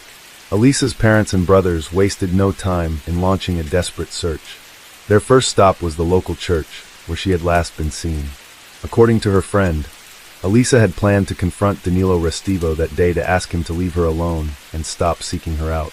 Several witnesses were quickly found who confirmed seeing the high schooler talking to Danilo outside the church, but none of them could say where the two had gone afterward. Elisa's mother attempted to call the Restivo household, hoping to speak with Danilo. However, Danilo's father, Maurizio, answered the phone and refused to let her speak with his son. Growing increasingly alarmed, the Claps family drove to the Restivo residence, but no one came to the door. Running out of options, they contacted law enforcement to report Elisa as missing. When officers arrived at the Restivo house, they were met by Maurizio, who claimed that his son had left for Naples on some errands and wouldn't be back until the following day. Yet, it wasn't long before authorities discovered Danilo was actually at home. Returning to the house, the police insisted on speaking with Danilo and brought him to the station for questioning. They had to do so because his father repeatedly interfered, making it difficult to get clear answers. Danilo's story was full of inconsistencies. He admitted he had spoken with Elisa at the church, but claimed she had left soon afterward, while he remained there to pray. His account was vague and riddled with contradictions, and his visible anxiety made it clear he was not being honest. Danilo couldn't account for his whereabouts after leaving the church and couldn't produce the clothes he had been wearing that day, which he appeared to have gotten rid of. Investigators also discovered a pair of his shoes soaking in a tub filled with bleach, where they had been left for nearly 2 days. Naturally, any potential traces of blood had been destroyed. Detectives also noted a suspicious cut on Danilo's hand, which he couldn't adequately explain. He claimed he had tripped and cut himself on something sharp while walking away from the church, but he was unable to specify the location of the incident. Moreover, the wound appeared to have been inflicted by a sharp blade, which made his story even less credible. The prosecutor protects the suspect. Despite Danilo's evasive behavior, refusal to provide his clothes and shoes for analysis, and his tangled web of inconsistent statements, his father acted swiftly to defend him. Maurizio immediately hired two of the best defense attorneys from Naples to represent his son. Faced with these obstacles, the police handling the case sought permission from the city's chief prosecutor to obtain a warrant. They needed legal authority to search the suspect's home and to seize his clothing and footwear, hoping to find any evidence that could link him to Elisa's disappearance. Despite overwhelming evidence pointing toward Danilo's involvement in the disappearance of the young girl, the city's chief prosecutor displayed a surprising level of indifference. He refused to issue a search warrant for Danilo's home or the church where Elisa was last seen. The search of the church was only a superficial one, and the main priest, Father Domenico Sabbia, adamantly denied access to the locked upstairs room, which was secured by a wooden staircase and padlocked. Even when pressured, the prosecutor declined to grant a warrant to thoroughly investigate the church and its adjoining rooms. Suspiciously, Father Domenico spoke of Elisa in the past tense from the beginning, almost as if he already knew she was no longer alive. 3 weeks after Elisa's disappearance, the case made local news, with a segment highlighting Danilo as the prime suspect and displaying his photograph. Following this broadcast, the police station received dozens of calls from women who described being stalked and harassed by Danilo. They revealed that he had a disturbing obsession with women's hair and was known to carry scissors, attempting to discreetly cut off strands of hair from unsuspecting victims on city streets, in parks, and even on public transportation. Thanks to the perseverance of dedicated investigators, they finally managed to charge Danilo with providing false statements in the spring of 1995. He was sentenced to 2.5 years in prison. However, he served less than 2 months behind bars before his sentence was commuted to community service, ironically at the very same church where Elisa had disappeared. A new prosecutor and a fresh investigation. The investigation into Elisa's disappearance stalled until 1999, when police arrested the organization. Although he knew nothing about Elisa's case, he divulged damning information about the city's chief prosecutor. According to him, the prosecutor was involved in corruption, accepting bribes, covering up crimes, and intentionally derailing investigations when asked. While these allegations were considered hearsay, and the informant was later charged with defamation, they prompted a significant change. A new prosecutor and lead investigator were assigned to Elisa's case, and they essentially started from scratch. This time, they were finally granted a search warrant for Danilo's house. Although the specific clothing and shoes he had worn on the day of Elisa's disappearance were nowhere to be found, the search uncovered something alarming. Danilo had amassed a substantial collection of hair strands from numerous girls, carefully kept in his room. Under Danilo's bed, investigators found a large box filled with photographs of nude and semi-nude women. He had taken these photos himself, spying on his victims in locker rooms, fitting rooms, showers, and even through the windows of their homes. Disturbingly, he also kept a separate set of images depicting women with amputated limbs. It was clear that he had serious psychological issues, but none of this provided any new leads in the case of the missing Elisa Claps. When police tried once again to search the church 6 years after Elisa's disappearance, Father Domenico remained adamant about not allowing them to access the locked upstairs room. He went to great lengths to prevent the search, leveraging his connections and framing the investigation as an attempt to desecrate a sacred space, even rallying churchgoers against the officers. The move and a letter from the beyond with no solid evidence against Danilo. Even after the renewed investigation, he eventually left his hometown and embarked on an extended journey through Europe. He continued to stalk women, cutting their hair whenever he had the opportunity. However, without his influential father's protection, he had to be more cautious. If his actions risked legal consequences, Danilo would quickly relocate to another city or even another country. In the early 2000s, the Claps family received an unexpected letter, supposedly written by Elisa herself. The message claimed she was alive, well, and had run away with a romantic partner, with whom she was now living in Brazil. The writer asked her family not to look for her or try to make contact. But the handwriting was unmistakably different from Elisa's. Anyone could see the discrepancy just by comparing it to her school notebooks and personal diary. Furthermore, the letter was riddled with glaring grammatical errors, suggesting that whoever wrote it was poorly educated. The Claps family conducted their own investigation, and, unsurprisingly, their suspicions led straight to Danilo. He had been visiting his parents at the time, and had somehow decided to fabricate the letter, pretending to be Elisa in a failed attempt to mislead her loved ones. A new victim on November 12, 2002, the quiet British town of Bournemouth was rocked by the brutal crime that claimed the life of 48-year-old Heather Barnett. Her two teenage children made the horrifying discovery after returning home from school. Heather's lifeless and mutilated body was found on the bathroom floor, lying in a pool of blood. Her throat had been slashed, and her skull showed signs of multiple blunt force trauma, likely inflicted with a hammer. The most disturbing aspect of the crime, however, was that her breasts had been removed and placed beside her head. In Heather's hand was a lock of hair that did not belong to her. This hair had not been ripped out in a struggle. It had been neatly cut with scissors. Additionally, some of Heather's own hair had also been trimmed. These eerie details suggested that the crime might have been ritualistic in nature.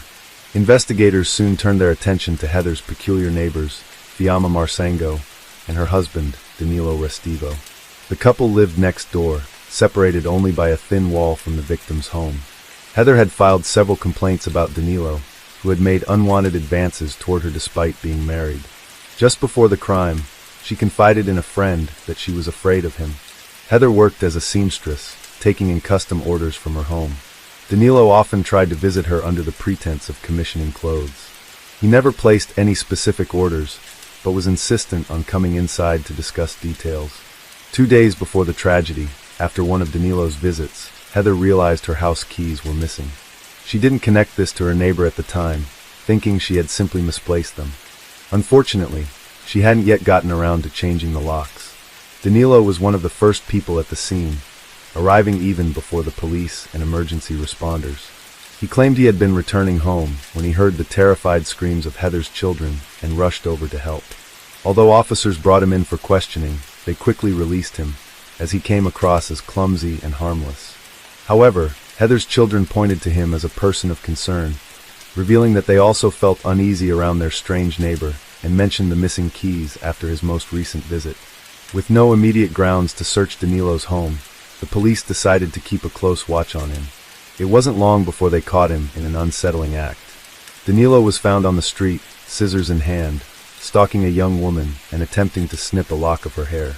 Officers detained him, asked for his identification, and conducted a search of his vehicle. In the trunk, they found a disturbing collection, a set of knives, a change of clothes, and extra pairs of shoes. This, combined with his suspicious behavior, finally provided enough evidence to obtain a warrant to search his house. Investigators got a shocking surprise when they searched Danilo Restivo's home. They found several albums filled with locks of hair that he had cut from various women. In the bathroom, clothes and sneakers were soaking in a bleach-filled tub, but the most damning piece of evidence was Heather Barnett's missing keys, now lying in Restivo's room. While blood traces were found on the clothing, the bleach had damaged the samples so severely that they couldn't be identified. However, Danilo's DNA was discovered on a towel in Heather's bathroom, suggesting he had wiped blood spatter from his face with it. A body in the church attic, and 2 convictions. As the investigation into Heather Barnett's murder continued, authorities uncovered Danilo's disturbing past. 9 years earlier, he had been the prime suspect in the disappearance of a high school girl in his hometown. At the time, investigators had failed to find enough solid evidence, and the girl's body had never been located. But now, with substantial proof of his violent behavior and no influential father to shield him, Danilo was tried, found guilty of premeditated murder, and sentenced to 40 years in prison without the possibility of parole. Then, in March 2010, 17 years after Elisa Claps had gone missing, construction workers discovered her mummified remains in the attic of the same church where she had last been seen. Her body had been hidden behind the locked door that Father Domenico Sabbia had refused to open to police. By this time, Father Domenico had long since passed away, and his exact role in covering up the crime could never be fully determined, though it was clear he had harbored a terrible secret. Elisa's body showed chilling similarities to Heather Barnett's case. Her chest had been mutilated in the same way, and the cause of death was a slashed throat. Additionally, her undergarments had been disturbed, suggesting a violent, intimate assault. Fingerprints were recovered at the scene, and bloodstains on Elisa's decayed clothing matched both her and Restivo, who had injured himself during the attack. In Elisa's hand was a lock of hair that didn't belong to her, an eerie signature mirroring the evidence from Heather's murder. Restivo was tried in absentia for the murder of Elisa Claps, as he was already serving his 40-year sentence in the UK. With overwhelming evidence, he was convicted again, this time receiving a 30-year prison sentence for the crime. Once he completes his sentence in the UK, he will be extradited to Italy to serve an additional 3 decades for the horrific assault on Elisa. Authorities suspect that Restivo may have had many more victims, but his involvement in other unsolved murders and disappearances remains unproven. Case 7. Relationships walk a fine line between trust and danger. Sometimes they begin with passion and mutual admiration, moving forward in an exhilarating whirlwind, but over time, cracks start to appear. The first warning signs are easy to dismiss, written off as bad timing, stress, or exhaustion. When two people come together, they don't just bring themselves into the relationship, they carry their past experiences, fears, and hidden struggles. For some, this bond becomes a source of strength. For others, it leads to destruction. Today, we're exploring a complicated case that started as a romantic connection, but ended in a tragic crime. A story of passion, illusion, dependence, and fatal mistakes that came at a devastating cost. How did an ordinary introduction spiral into a nightmare? When did things go too far? And could anyone have prevented what was coming? To understand what happened, we need to go back to where it all began. Earlene Cardellise was born in 1991 in Philadelphia, Pennsylvania. She grew up in a loving family, surrounded by the care of her parents and sisters. She was naturally outgoing, had an easy time connecting with others, and was known for her ability to listen, support, and bring positivity into people's lives. From a young age, Earlene was curious and eager to explore different fields, but she was especially drawn to science and health. She enrolled in college to study biological sciences, hoping to build a career in medicine or research. However, after graduation, she realized that working in a lab or an office wasn't the path for her. Craving change, she made a bold decision. She moved to Las Vegas. A city known for its endless opportunities and fast-paced lifestyle, Vegas wasn't just a new place to live. For Earlene, it was a fresh start. Shortly after moving, she became deeply invested in fitness. Within months, her physical transformation was dramatic. Not only did she become stronger, but her confidence skyrocketed. This newfound passion led her to pursue certification as a personal trainer, determined to help others reach their goals. Her career took off quickly. Clients appreciated her motivation, encouragement, and genuine commitment. She wasn't just someone who designed workout routines. She inspired people, helped them push past their insecurities, and became a trusted friend in their transformation journeys. Colleagues admired her energy, optimism, and ability to connect with everyone she worked with. But beneath the surface, she was battling her own inner struggles. After relocating, Earlene often found herself questioning the meaning of life, searching for something deeper. That search led her towards spiritual practices. She became interested in alternative healing, meditation, and different philosophical perspectives. The more she explored, the more fascinated she became with ideas about inner balance, energy work, and unconventional views on the world. This newfound interest led her to a different social circle.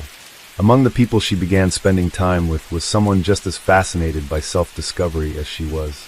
Their conversations revolved around spiritual growth, energy, and the search for deeper meaning in life. At first it was inspiring, but over time, everything started to change. Esharmond had a magnetic presence, charismatic, confident, and articulate. He had a way with words, adapting seamlessly to any conversation, making those around him feel understood. Surrounded by attention, he gave the impression of someone who had experienced a great deal and gained profound insights. He had his own views on energy, consciousness, and the nature of existence, and he eagerly shared them with those seeking answers. Earlene was intrigued by his philosophy. She felt that he understood her aspirations, that being around him would help her discover something greater. Their discussions quickly turned into a deeper connection. Together, they explored ways to cleanse the mind, break free from internal barriers, and reject the societal norms they believed were holding them back. At some point, he began introducing new ideas, suggesting that traditional methods of self-improvement were too limited. That true enlightenment required stepping beyond the familiar, abandoning fear, and expanding one's perception. He spoke about how real awareness could only be achieved by breaking free from mental constraints and pushing beyond conventional reality. That's when their trips began. They ventured outside the city, seeking remote locations where they could disconnect from the outside world. In these secluded places, Erling experimented with new techniques for self-discovery. Over time, these practices took a different turn. Restricted substances became part of the experience. She was told they were essential for reaching a higher state of awareness, for breaking away from the limitations of reality. Under their influence, she entered altered states of consciousness, experiencing sensations that felt like steps toward a deeper truth. Each session seemed like a journey toward greater understanding, but gradually, the lines began to blur. Perception became unstable. The distinction between reality and illusion grew harder to define. These experiences were intoxicating, yet they led further away from the world she once knew. At some point, this was no longer about seeking harmony. It had become something else entirely. Perhaps she didn't realize how deep she had gone.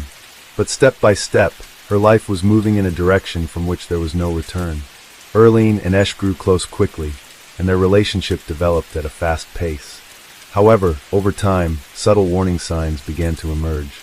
At first, they seemed insignificant, small changes in his behavior that she didn't immediately pay attention to. Esh could be caring and affectionate, but at times he would suddenly become distant and withdrawn. His moods shifted unpredictably. Sometimes he spoke with deep inspiration, as if revealing the universe's greatest secrets to her. Other times, he grew irritable over small things, and would remain silent for long stretches. There were times when he would disappear entirely. He wouldn't respond to messages or calls, only to return as if nothing had happened. He explained that he needed time to clear his mind, to balance his internal energy.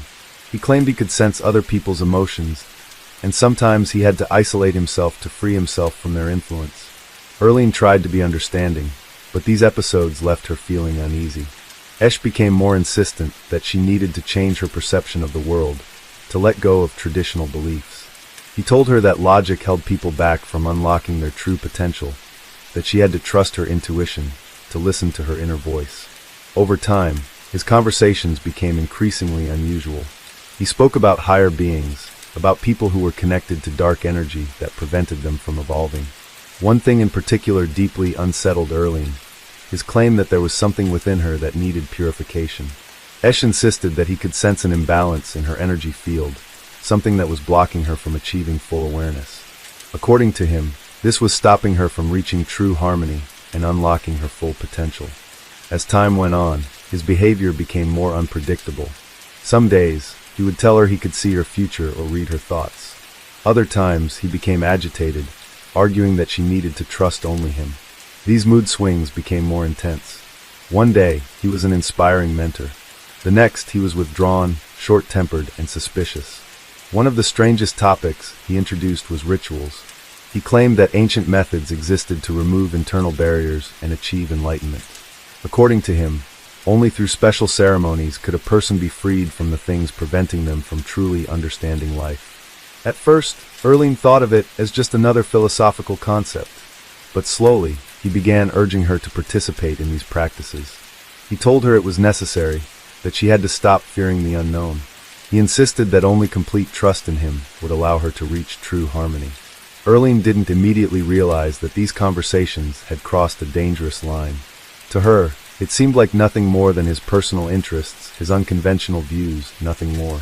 But over time, it became clear that his beliefs were not only shaping his own behavior, but also affecting their relationship. He demanded more and more that she trust him completely, listen only to him, and never question his methods.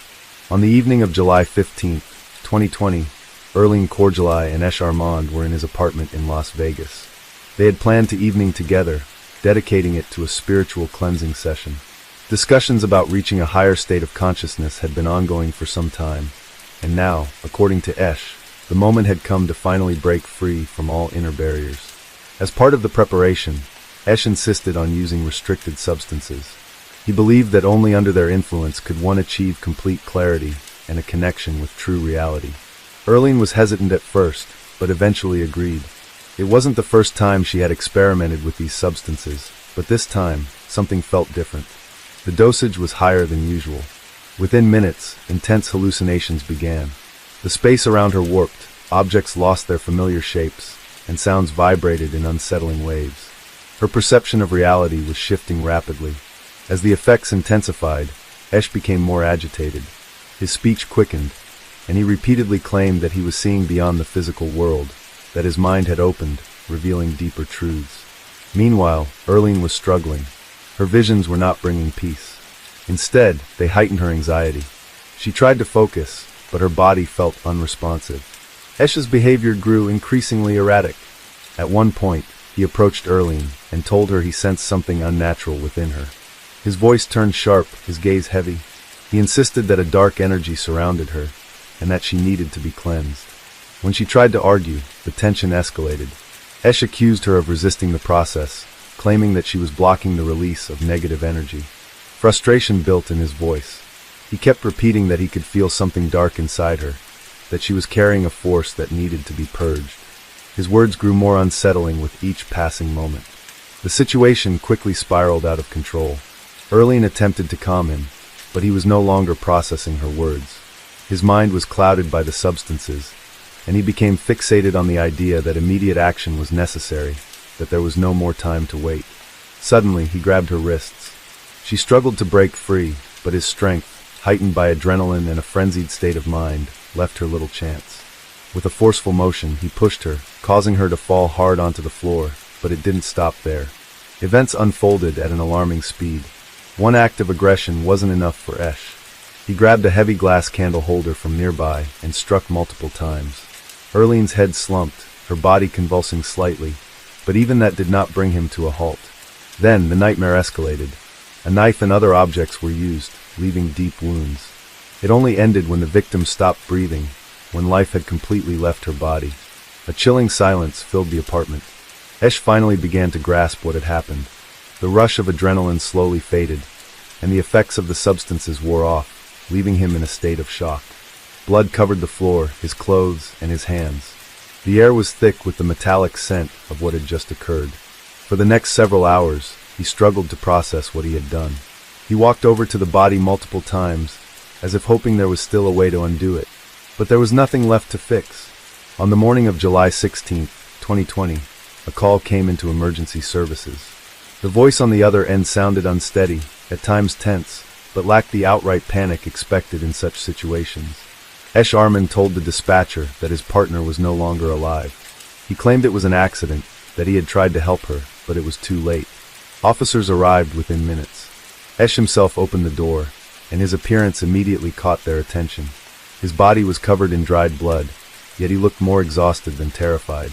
There was no visible distress or shock, none of the reactions typically seen in those who have just witnessed a tragedy. As they stepped inside, officers were met with a chaotic scene. In the center of the room, Erlene Coeur Delai's body lay motionless. Her skin had turned pale, but dark bruises were evident on her face and neck. Her hands were scratched, surrounded by dried bloodstains. The state of the room indicated that a violent struggle had taken place. The bathroom, however, stood in stark contrast. It was suspiciously clean. Faint streaks of blood remained on the tiles, but most surfaces had clearly been scrubbed. In the washing machine, officers found clothes stained with blood.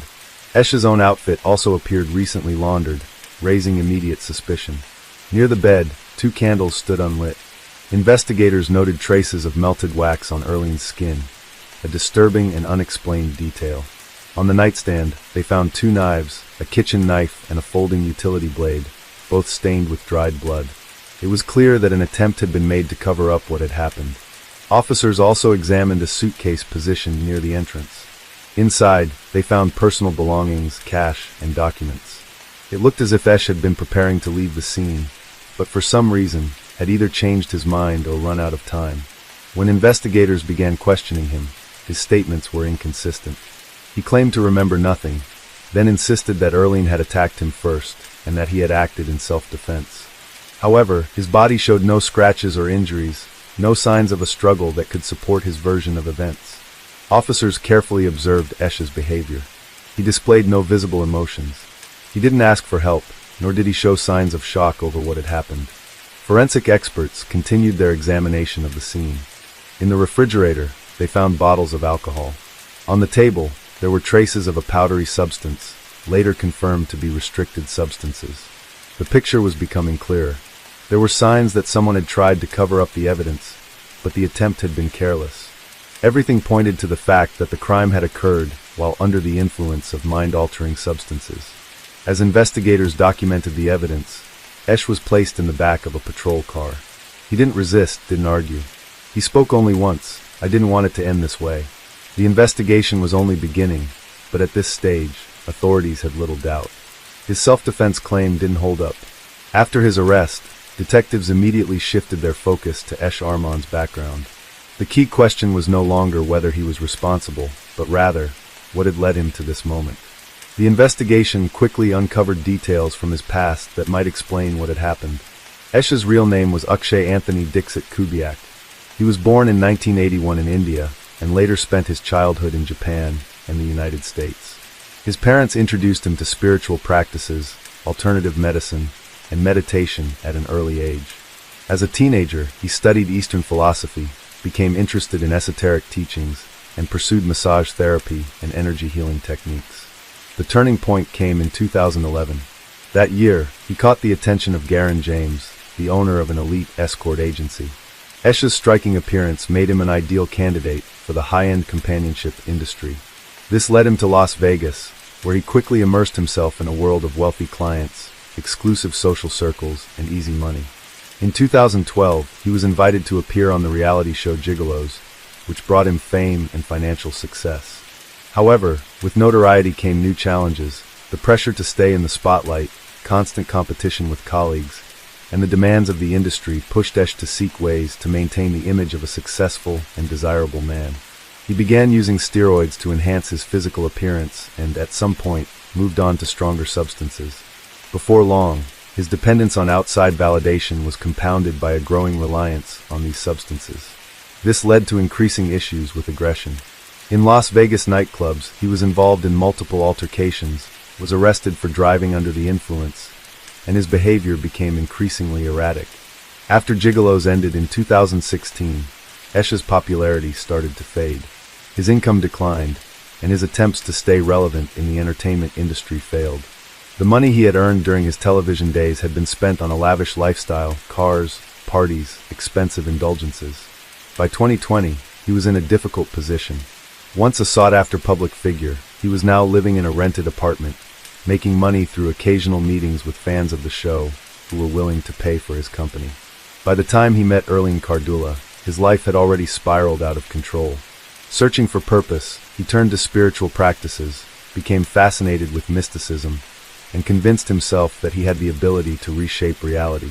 However, under the influence of mind-altering substances, these beliefs became an obsession.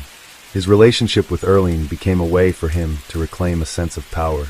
He didn't just see her as a partner, he saw her as someone he could influence. Over time, his confidence in his role in her life turned into a firm belief that he had control over not just her thoughts, but her destiny. On that fateful night, his mind, already fractured by years of substance abuse and self-delusion, finally snapped. Investigators pieced together his life step by step, and the more details emerged, the clearer it became. The crime was not random. Esch had been on this path for years. The trial began in 2021. Prosecutors charged him with first-degree intentional harm, arguing that Erling Cardula had been the victim of a brutal attack, and that the self-defense claim did not align with the evidence. The defense team built their case around claims of temporary mental instability. Esch insisted that he had lost control of his actions due to substance use and emotional distress. His attorneys attempted to argue that what happened that night was not a deliberate act. In his statements, he maintained that he had loved Erling and would never have intentionally harmed her. Public reaction was divided. Many, after learning the details of the case, condemned the brutality of the crime and called for the harshest possible sentence. Others, fans of Gigolos, stood by Esch, believing he was a victim of circumstance. Supporters posted messages on social media, and groups were formed to raise funds for his legal defense. Erling's family fought tirelessly for justice. Her parents and sisters spoke out in interviews, describing her as a kind and bright soul whose life was tragically cut short by someone who manipulated her trust. They emphasized that no justification could lessen the responsibility for what had been done. In December 2021, the court delivered its verdict.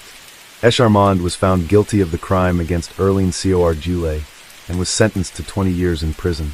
Under the law, he would be eligible to apply for parole after serving 8 years. Erling's family expressed disappointment with the decision. Her loved ones believed the punishment was too lenient given the severity of the crime. However, the court took into account the defense's argument regarding his mental state at the time of the incident, which influenced the final ruling. According to the sentence, Esh will remain incarcerated until 2041, though he could have the opportunity for early release as soon as 2029. Whether he will be granted parole remains uncertain. Certain aspects of the case remain unanswered. What exactly happened in Esh's mind that night? Was it purely the influence of substances, or was there intent behind his actions? Why did he attempt to cover his tracks but ultimately call the police? And does he fully comprehend the weight of his guilt? The investigation is closed. The sentence has been handed down, yet the discussions continue. Even years later, this case remains controversial, dividing opinions between those who see him as a criminal and those who still believe he was a victim of his own demons.